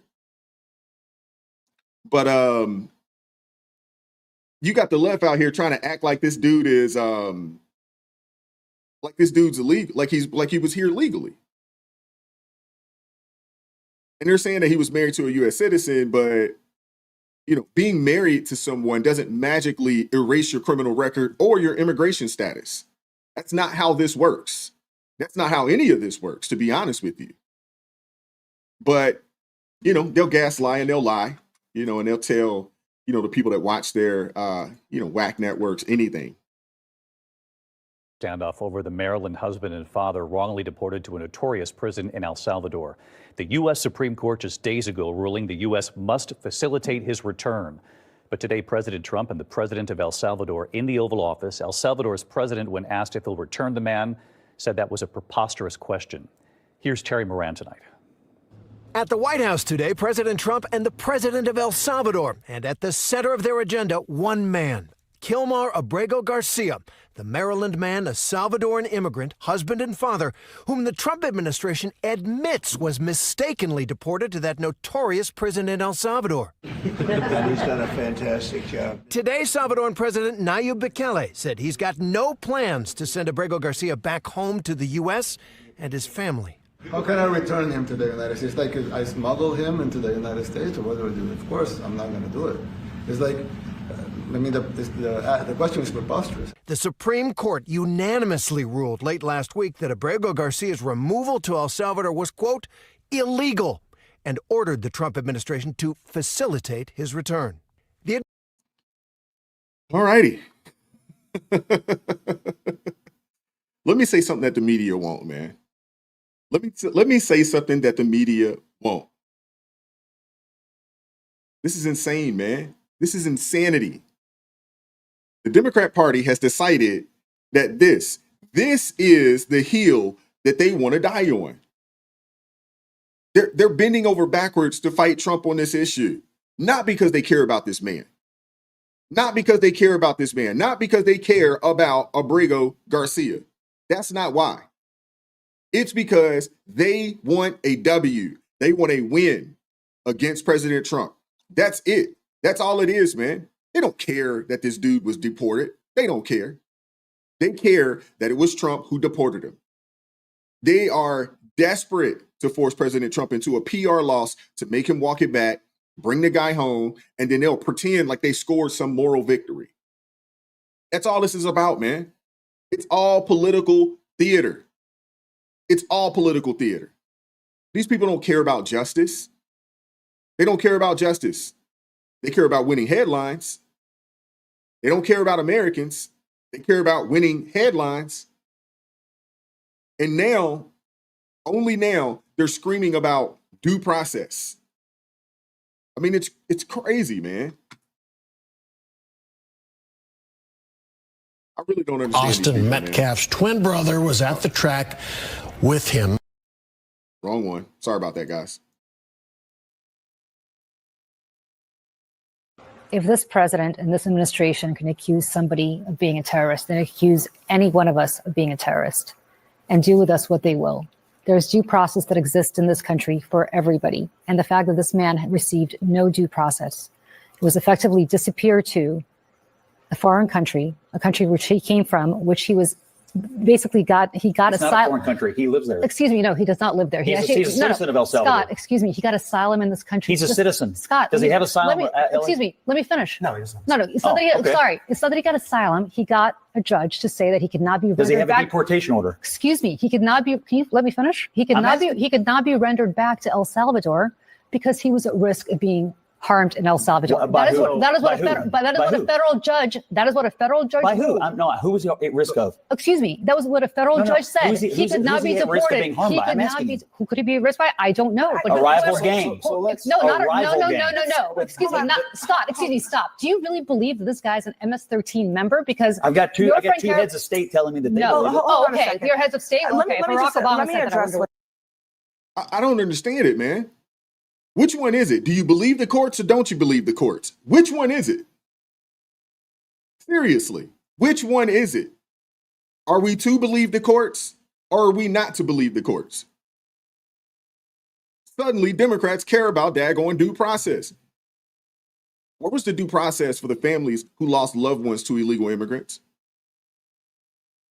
Where was the due process when illegal, unalived Laken Riley on a college campus? These are the same Democrats who ignored real victims, American citizens, and now they want to go to war over a man who was already ordered deported by a judge? It doesn't make sense, man. They say he was fearful of gangs in El Salvador? Really? The crazy part is that particular gang hasn't existed in El Salvador in 4 years. In fact, there are probably more of those gang members in Los Angeles than they are in El Salvador right now. That's not an exaggeration there. That is a fact. And let's deal with the legal side of things. Democrats are yelling that Trump's ignoring a Supreme Court decision. That is a lie. The Supreme Court did not order the administration to bring the man back. They said the government needs to facilitate the process, but left it ambiguous and deferred to the executive branch. Translation, Trump is still following the law. The ruling was vague. There was no deadline, no clear mandate, and Trump's Department of Justice ordered or offered to provide a plane, and that's facilitation.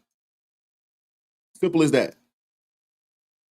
What they're not going to do is forcibly retrieve a citizen of another country against that country's will. That would be a violation of international sovereignty. But Democrats do not care about sovereignty. They don't care. They care about optics. And they're willing to drag the Constitution through the daggone mud to try to make Trump look bad. That's pretty much what this is. Even if somehow Democrats succeed in bringing this dude back, he'll be deported again. There's no legal mechanism for him to stay.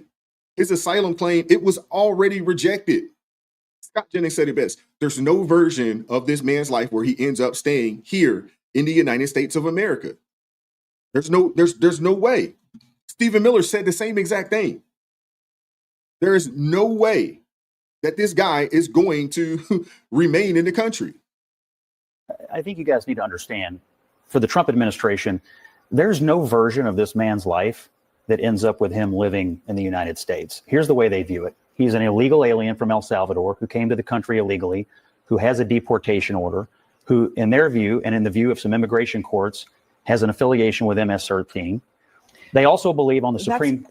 That's not quite what it is. I think that the issue of the MS-13 thing is probably the most unclear of this whole thing. The administration has not provided that concrete evidence that they say they have, that he's a part of MS-13, and he strongly disputes in court, right? So this is not me saying it. He has disputed in court that he is a member of MS-13. I think this is your but I mean, it's predicated on something that is not necessarily. They believe every time the Trump administration, every official of the Trump administration that has been in court on this case has attested to the fact that this was an error and it was a mistake. So this, I think you're speaking about their public view of the case. I'm telling you that their view of it is that public. It's an El Salvador citizen who was sent back to El Salvador, who was in the country illegally, who, according to some people in his long process, which does include an existing deportation order, believes that he has an affiliation with MS-13. As I said, there's no version of this man's life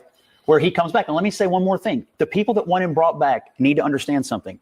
If the president of El Salvador releases him, and we do facilitate his return, when he lands in this country, one of two things will happen. He will be arrested, and then he'll either be sent back to El Salvador, where he is now, or some other country that I promise you don't want to go to. He's not going to be allowed to come back and live in this country as though he is a U.S. citizen. That's literally the definition. Yeah, he's not. It's not going to happen.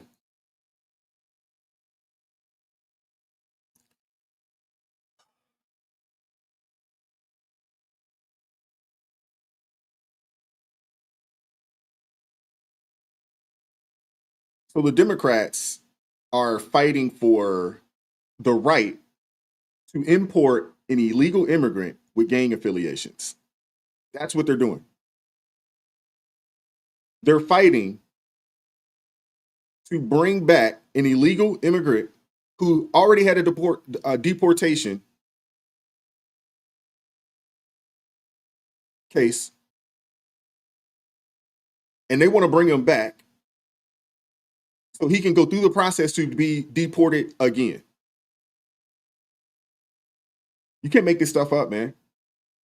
You cannot make this stuff up. I want to ask you guys something, man. When was the last time you saw a Democrat work this hard for an American citizen? When was the last time you saw a Democrat work this hard for an American citizen? Shout out to True Texan for the $2 super chat. He says, Gitmo, give the guy a choice. Gitmo or where he is. I don't know. He might choose Gitmo over that place down there in El Salvador. Seriously. But when was the last time they flew across the world to help a struggling veteran or a grieving family or the victims of, fentanyl overdoses, or, the victims of the fentanyl that's just pouring across our southern border or our borders in general? I mean, they don't, man. They'll pay for hotel rooms for migrants. They'll give free health care to illegal immigrants. They'll ignore, some of the most heinous acts out there. They'll ignore that. Drug trafficking, as long as it fits their political agenda. But if a man gets deported for being in the country illegally, if he's accused of gang ties, they'll move mountains to bring that guy back. And they wonder why Americans are abandoning them and abandoning their party in droves. Let's not lose sight of the big picture here. President Trump is doing exactly what the American people elected him to do. He's enforcing the law. He's deporting people with criminal records, and he's protecting American families from the consequences of a broken immigration system that the left doesn't even want to attempt to fix. But instead, they want to exploit it. And here's the takeaway. This case, it's not about one man. It's about what kind of country we want to be. Do we want to be a country where foreign citizens can break our laws and then get rescued by U.S. senators? Or do we want a country that protects its own citizens, upholds its laws, and puts America first? We can't have it both ways. We can't have it both ways. I'm going to open it up. I was going to go to the last story, but we're already at 1:50 in. We went too long on the Carmelo situation. So I'm going to open it up here. Give me a second. Anybody that wants to call in, you want to ask me a question about anything, you want to talk about any topic that we discussed today, pull up. I'd love to hear from you. Link is in the description. I'm going to try to pin it up here. Give me a second. I got to open up YouTube because for whatever reason, they will not allow for me to pin it within.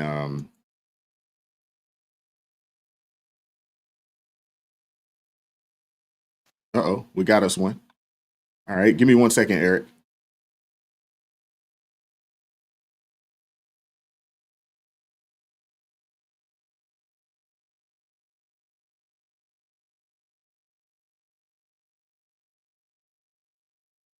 All right.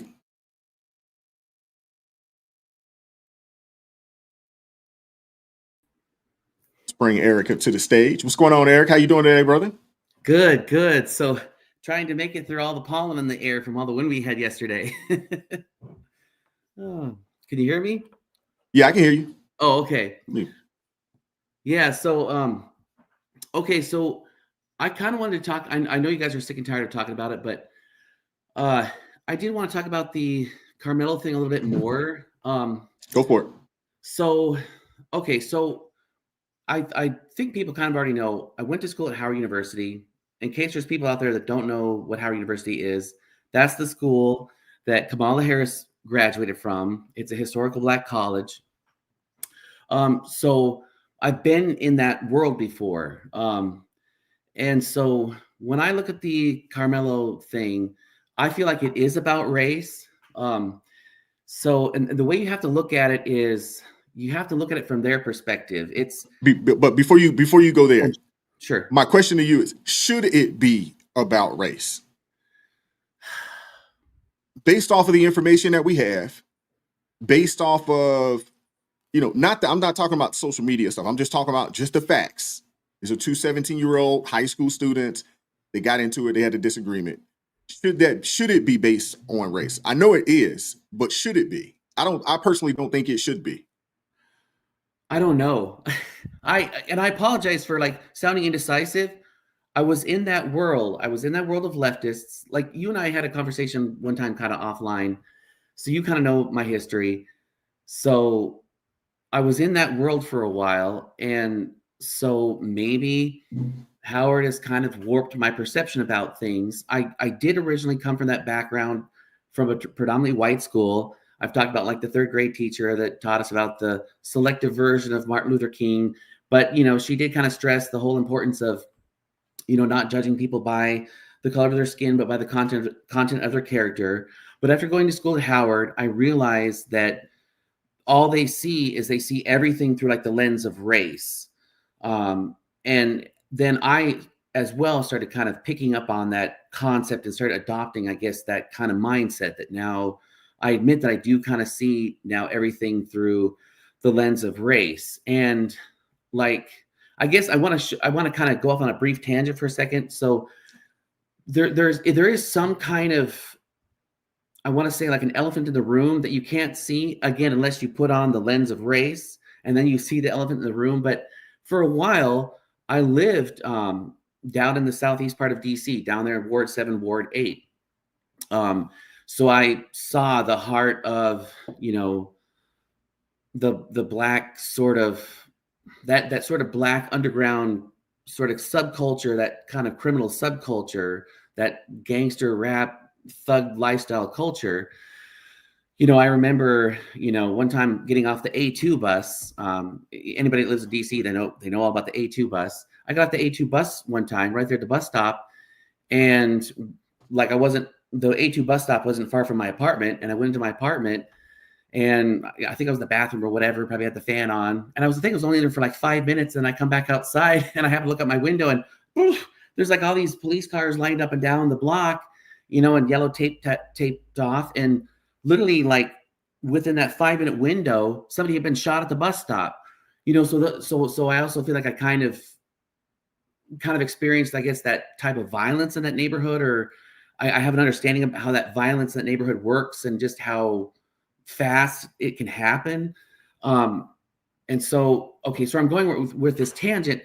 Where I'm going with this tangent as well is when I was in Afghanistan, a lot of the jihadi heroes, you would see their murals, paintings and their murals like on a wall somewhere nearby, like a children's playground or by a soccer field.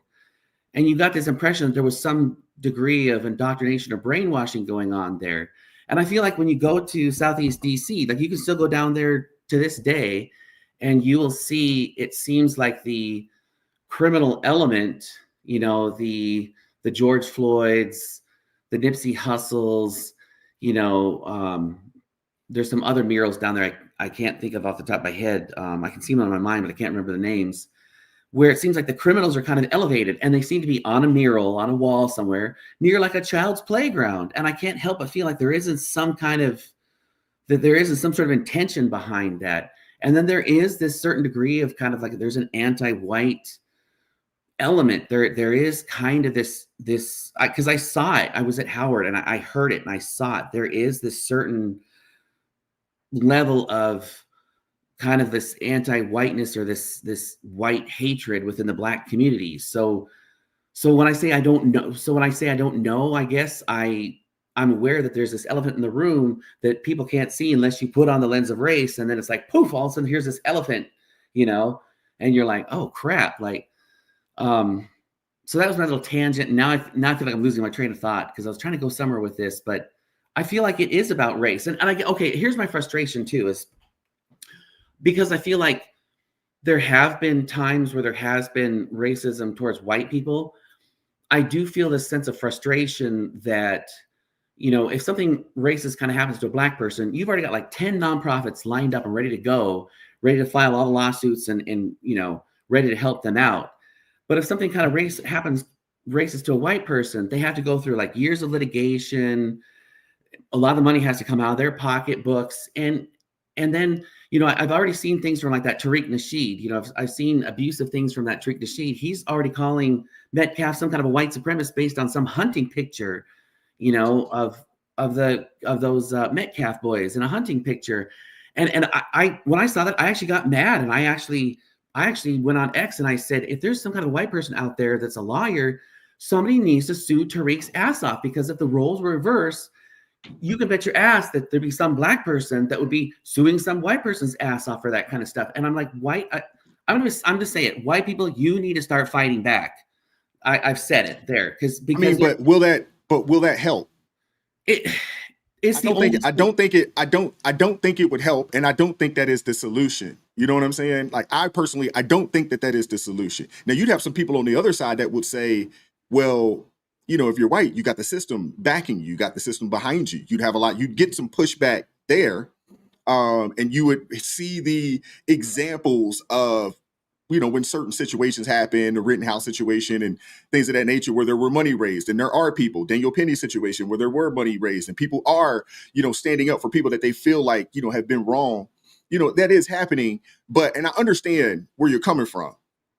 But what I'm saying is that I don't think it would help. Two wrongs don't make a right. You know what I'm saying? So going about it that way, you're right. Okay.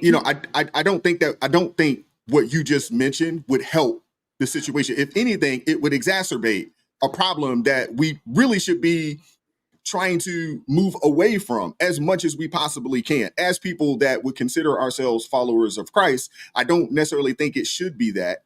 I think it should be a situation to where it's like, hey, I don't see anything wrong with you calling out a wrong. If it's wrong, I think you should be able to call it out. No different than for me. When I see things that are wrong on either side, I don't care.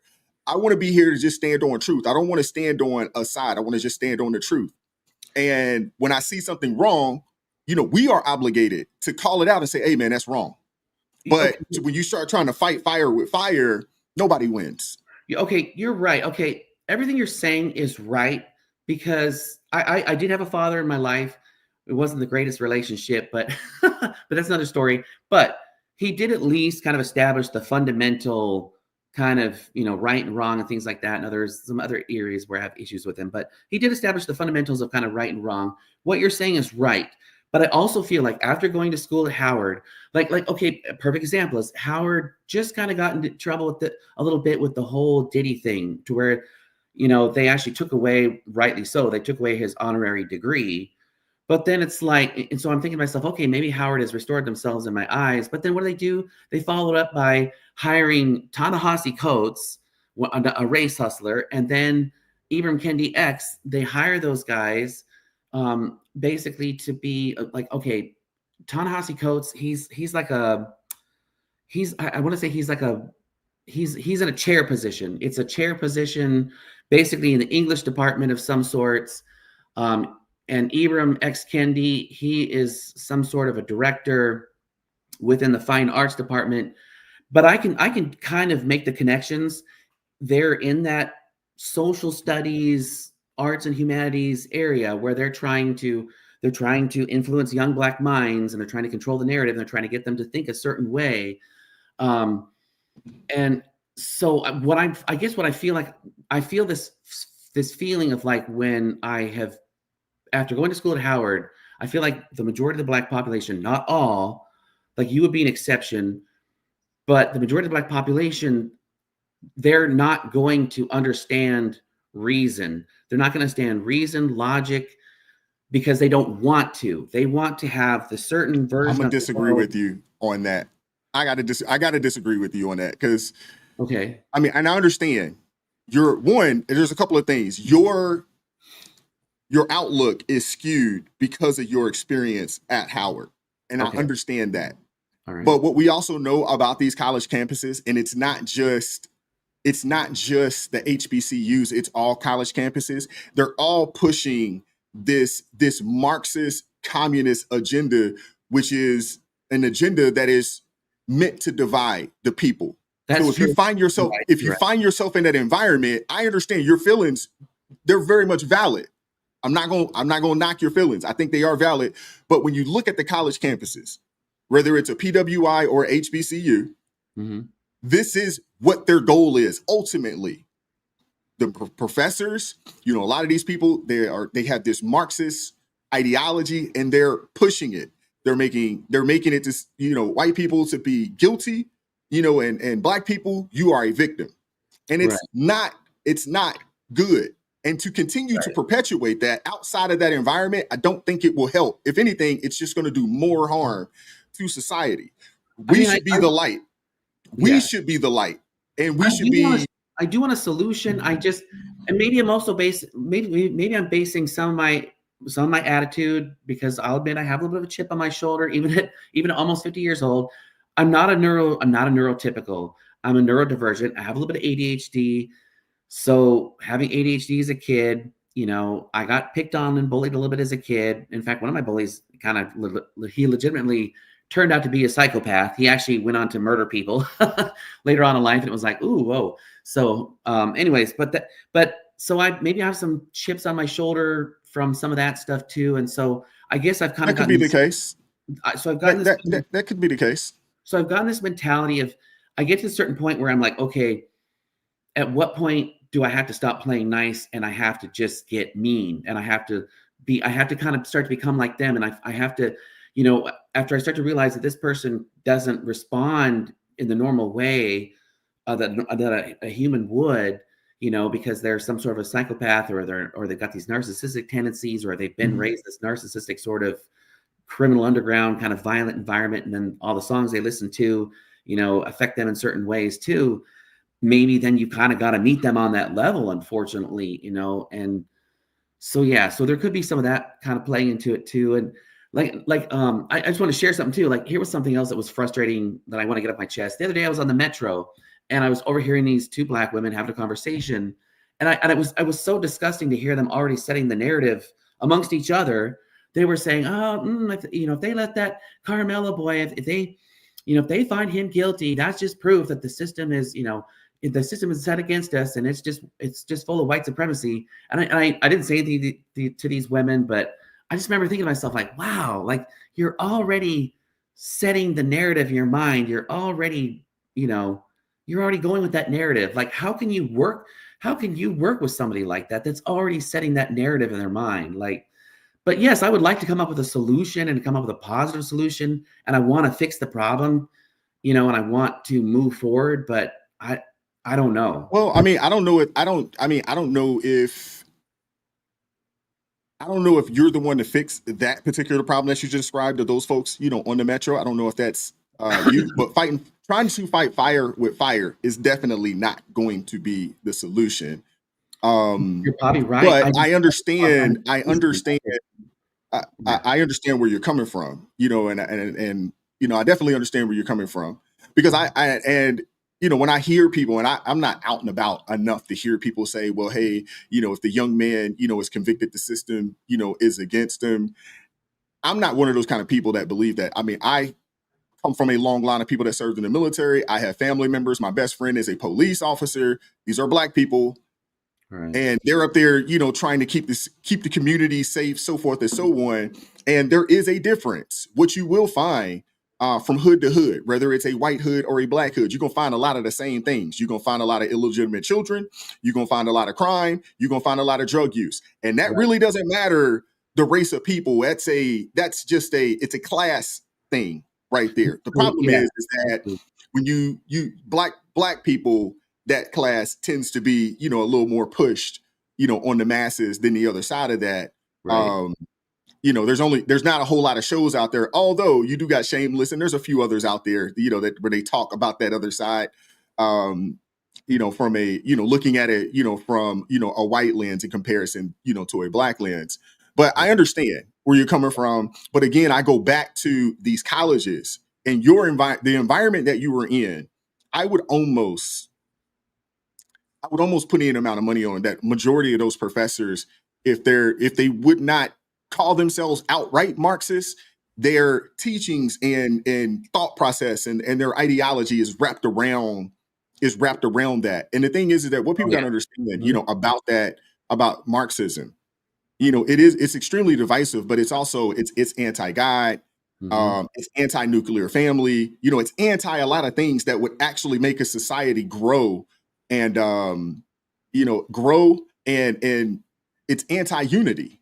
Right. And that's the environment, unfortunately, that you were in. And unfortunately, that's the environment that, we, for whatever reason, feel like we need to send our kids into. And then it just repeats the cycle. Now, what the other thing, social media, it's not a real place. Yeah, no, you're right.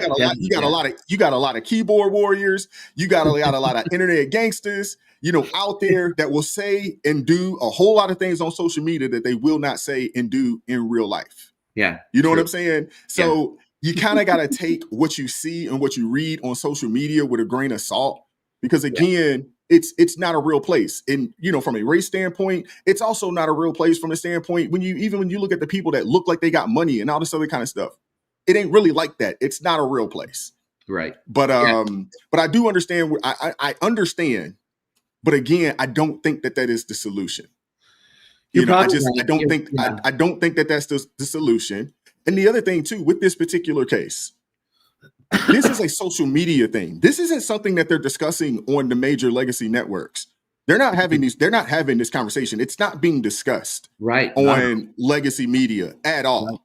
Yep. And the reason why it's not being discussed is because they know that this is it's sad to say that this is probably a loser case. They know this. It's really being discussed mainly on social media, but mainstream media is not touching it. And it lets you know a couple of things. One,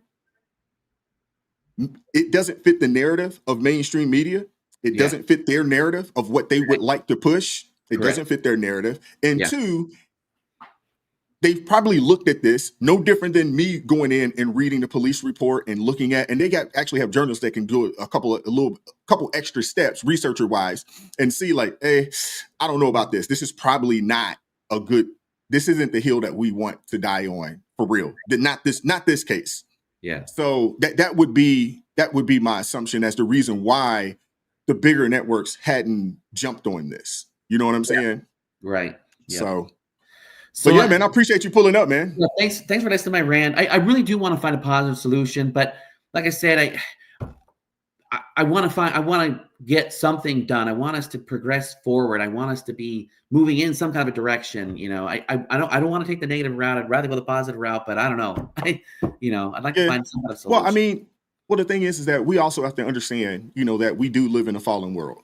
You know what I'm saying? And that man is inherently evil. We do understand that. And I think we have to understand that. We have to. And those that, if you're in the word the way you're supposed to, the way you're supposed to be on a day-to-day basis, so forth and so on, all of this that is happening, it is written.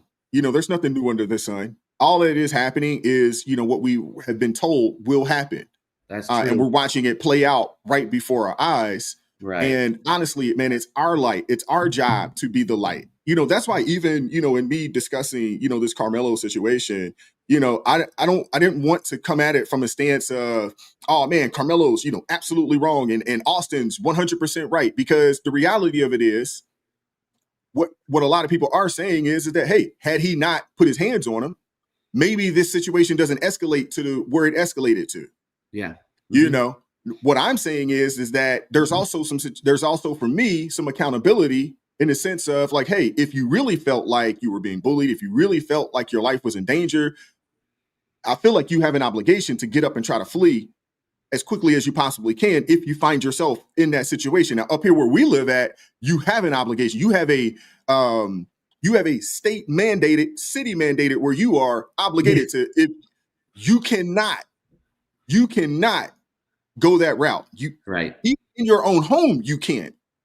Yeah. You are obligated to flee, even in your own home. Actually, wait. There, I'm probably going to say it wrong. There was the infamous court case of 2008. I think it was Heller versus the DC Supreme Court, which is kind of considered on par with the U.S. Supreme Court, that you are allowed to have a weapon in your home, and I think you are allowed to defend yourself in your home.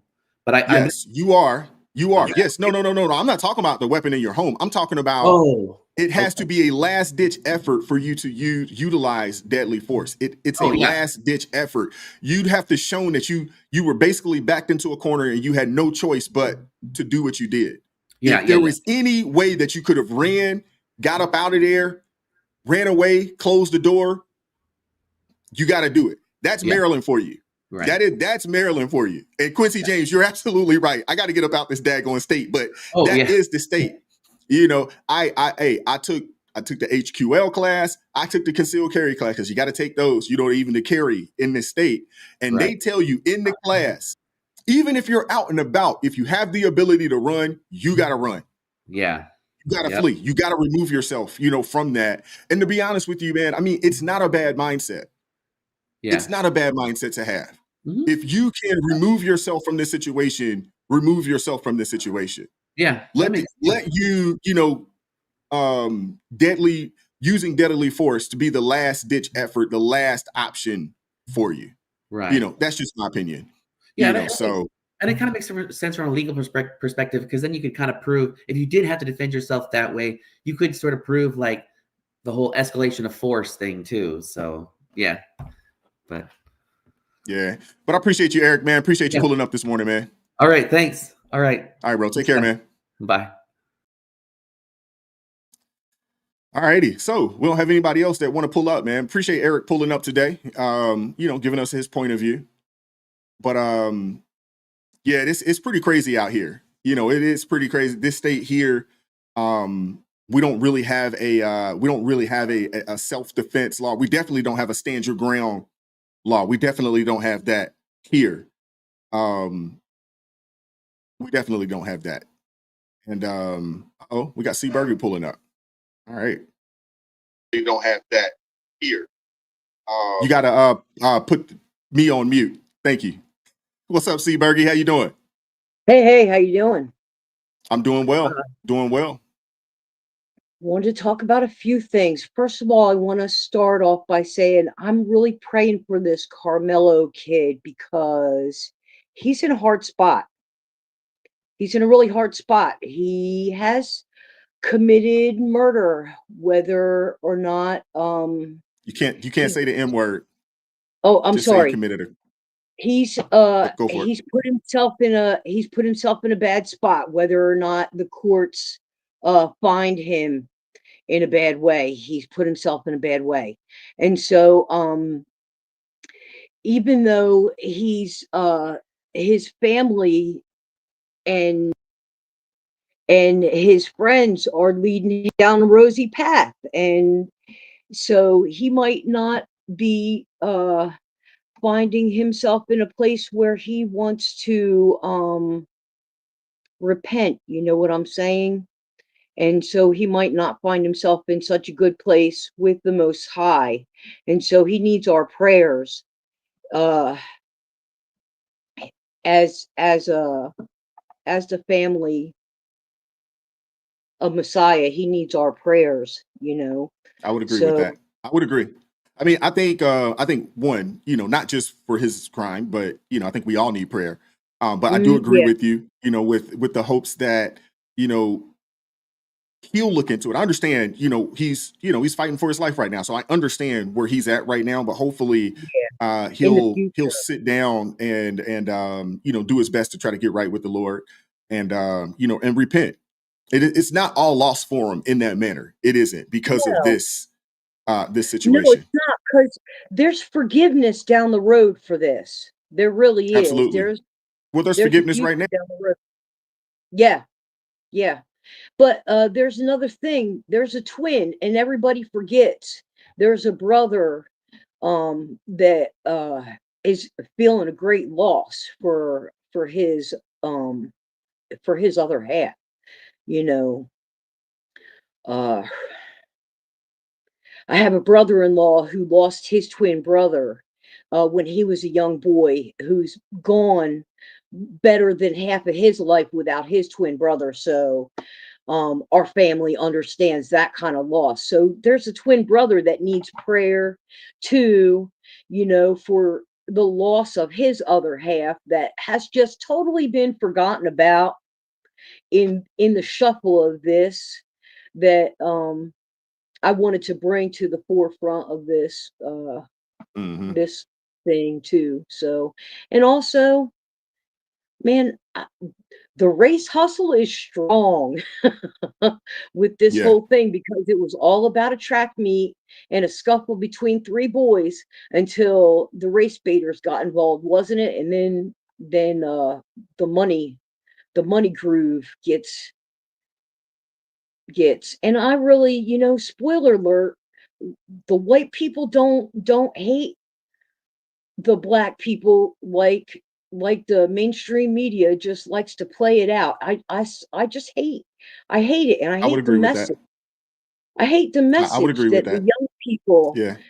are being inundated with, and they have to live with Hmm. every single day. I just hate it, because we don't Well, hate I you. mean, the thing is that legacy media understands, and the Marxist, party, they understand that if they can keep you divided, a divided people are easily controlled, and they Yep. understand, and they understand this. And meanwhile, they are siphoning our money away, siphoning the wealth of the middle class and now the lower class, because the middle class is gone, all but gone. And now, so they're down to the lower class, and they're just sucking our money, what wealth we have, so that we can't escape what's coming.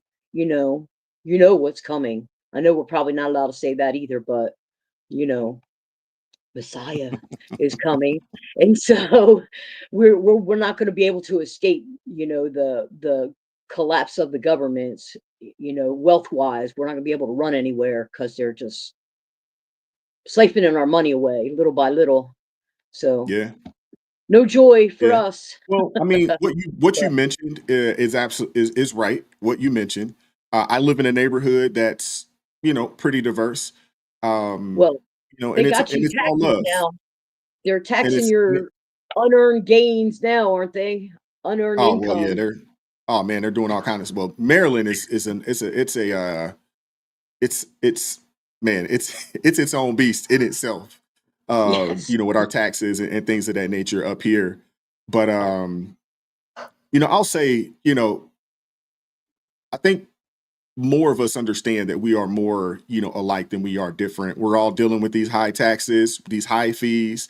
We're dealing with, a party that's pushed, wicked propaganda on us. And I mean, we're all dealing with a lot of the same things.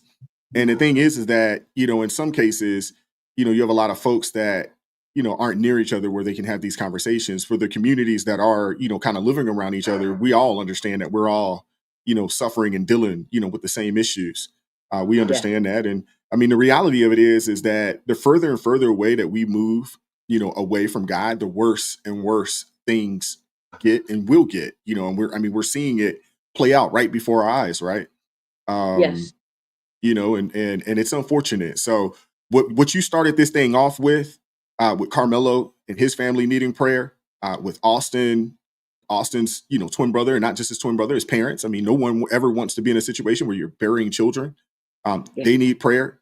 I would say we also should be praying, just to counter, Eric's when he was saying fight fire with fire. I think we should also, be praying for the people that, are, pushing maybe the negative rhetoric around this particular situation. And we should be looking to unify and come together, in prayer to uplift the Metcalf family, and also, the Anthony family as well, with hopes that, there is some repentance and there is some redemption there in some shape, way, form, or fashion. And, we look at this as a sad story of two high school kids, young men, who in my situation, I think both made maybe some poor choices that if they could go back, probably would change. And, but also hopefully this is a lesson, for everyone. One, keep your hands to yourself. One, and two, when you can remove yourself from situations that you may feel uncomfortable in, you should do so. And learning how to control, your emotions and things of that nature. I think those things are important as well. Or just don't take yourself there in the first place. Yeah, absolutely. So absolutely. Look, we build a community with love, We started a home fellowship about 11 years ago that meets, well, we meet on the Sabbath, on the Sabbath day, but we built a community of people, and it's grown over the 11 years. But we well, if we could do the two things that God requires us to do as per the New Testament, if we could just do the two things. Number one, place no one other, above God. Place no one above him and love him with all your heart. And number two, love your neighbor as you would love yourself. And if we could do those things, we would solve a lot majority of the problems. Seriously, if we could just do those two things, and we may not be having to have these types of conversations, Well, everything else hinges on those two things. So yeah, that would you're solve absolutely right. You're absolutely I right. love that they're going after Tish in New York. She's going to need that steel spine that she claims to have if they catch up with her, brother.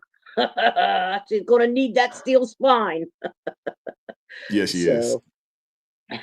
Yes, she is. She's going to have to find some. Well, I got to get out of here. All right. I got to get out of here. My dog is he's cutting up there. I got to go take him outside. He hasn't gone outside for the day, so I got to get him out. But thank you very much, Seaberg. Appreciate you pulling up and supporting the channel this morning. Right on. Have a great show. All righty. Thank you. Take care. All righty, guys. I appreciate you guys pulling up. Thank you very much, for pulling up this morning. Went a little longer than I expected it to go, but hey, I appreciate you guys, rocking with me this morning. And for those that stayed with me pretty much throughout this, I appreciate you guys. If you hadn't hit that like button, please make sure you do so on the way out the building. If you would like to support the channel in another way. All right, Nina, take care. Obviously, join the ARP family. You can buy your man a coffee, Cash App, all that kind of good stuff. It's all in the description box, man. I appreciate the support, appreciate the love. And, hey, just pray for everybody in this situation. I would say, pray for, Carmelo, pray for, the Metcalf family, the Anthony family, the people that are pushing this divisive rhetoric. They need that prayer, that we can prick their hearts, man, to see things, in a different way. And let's choose love, man. Let's choose love, man. And let's start working towards, being the light of the world and treating people no different than the way that we want to be treated, man. We should be looking and hoping and looking to, love our neighbors, as we love ourselves, man. We really need to look at that, and we really need to start pushing that, man, and be that light. Be that light, in this place of darkness that we're seeing right now, man. It's just an unfortunate situation across the board. And that's pretty much the last time that I'm going to talk about it, on this show until we get some form of conclusion. Luis, you're absolutely right. Hate only begets hate. You're absolutely right there. You're absolutely right. And, I appreciate you guys, man, rocking with me and pulling up this morning, man. As always, keep God first. Stay prayed up. As you guys can see, man, it is crazy out here, and this country needs a lot of prayer. A lot of prayer. And B, you're absolutely right, man. Let's pray for the cold hearts that they thaw. I do agree with that, man. And let's be filled with love. I love it. Thank you very much, man. You guys take care. We'll catch up with you guys, Lord willing, tomorrow, 9:30 a.m. Peace.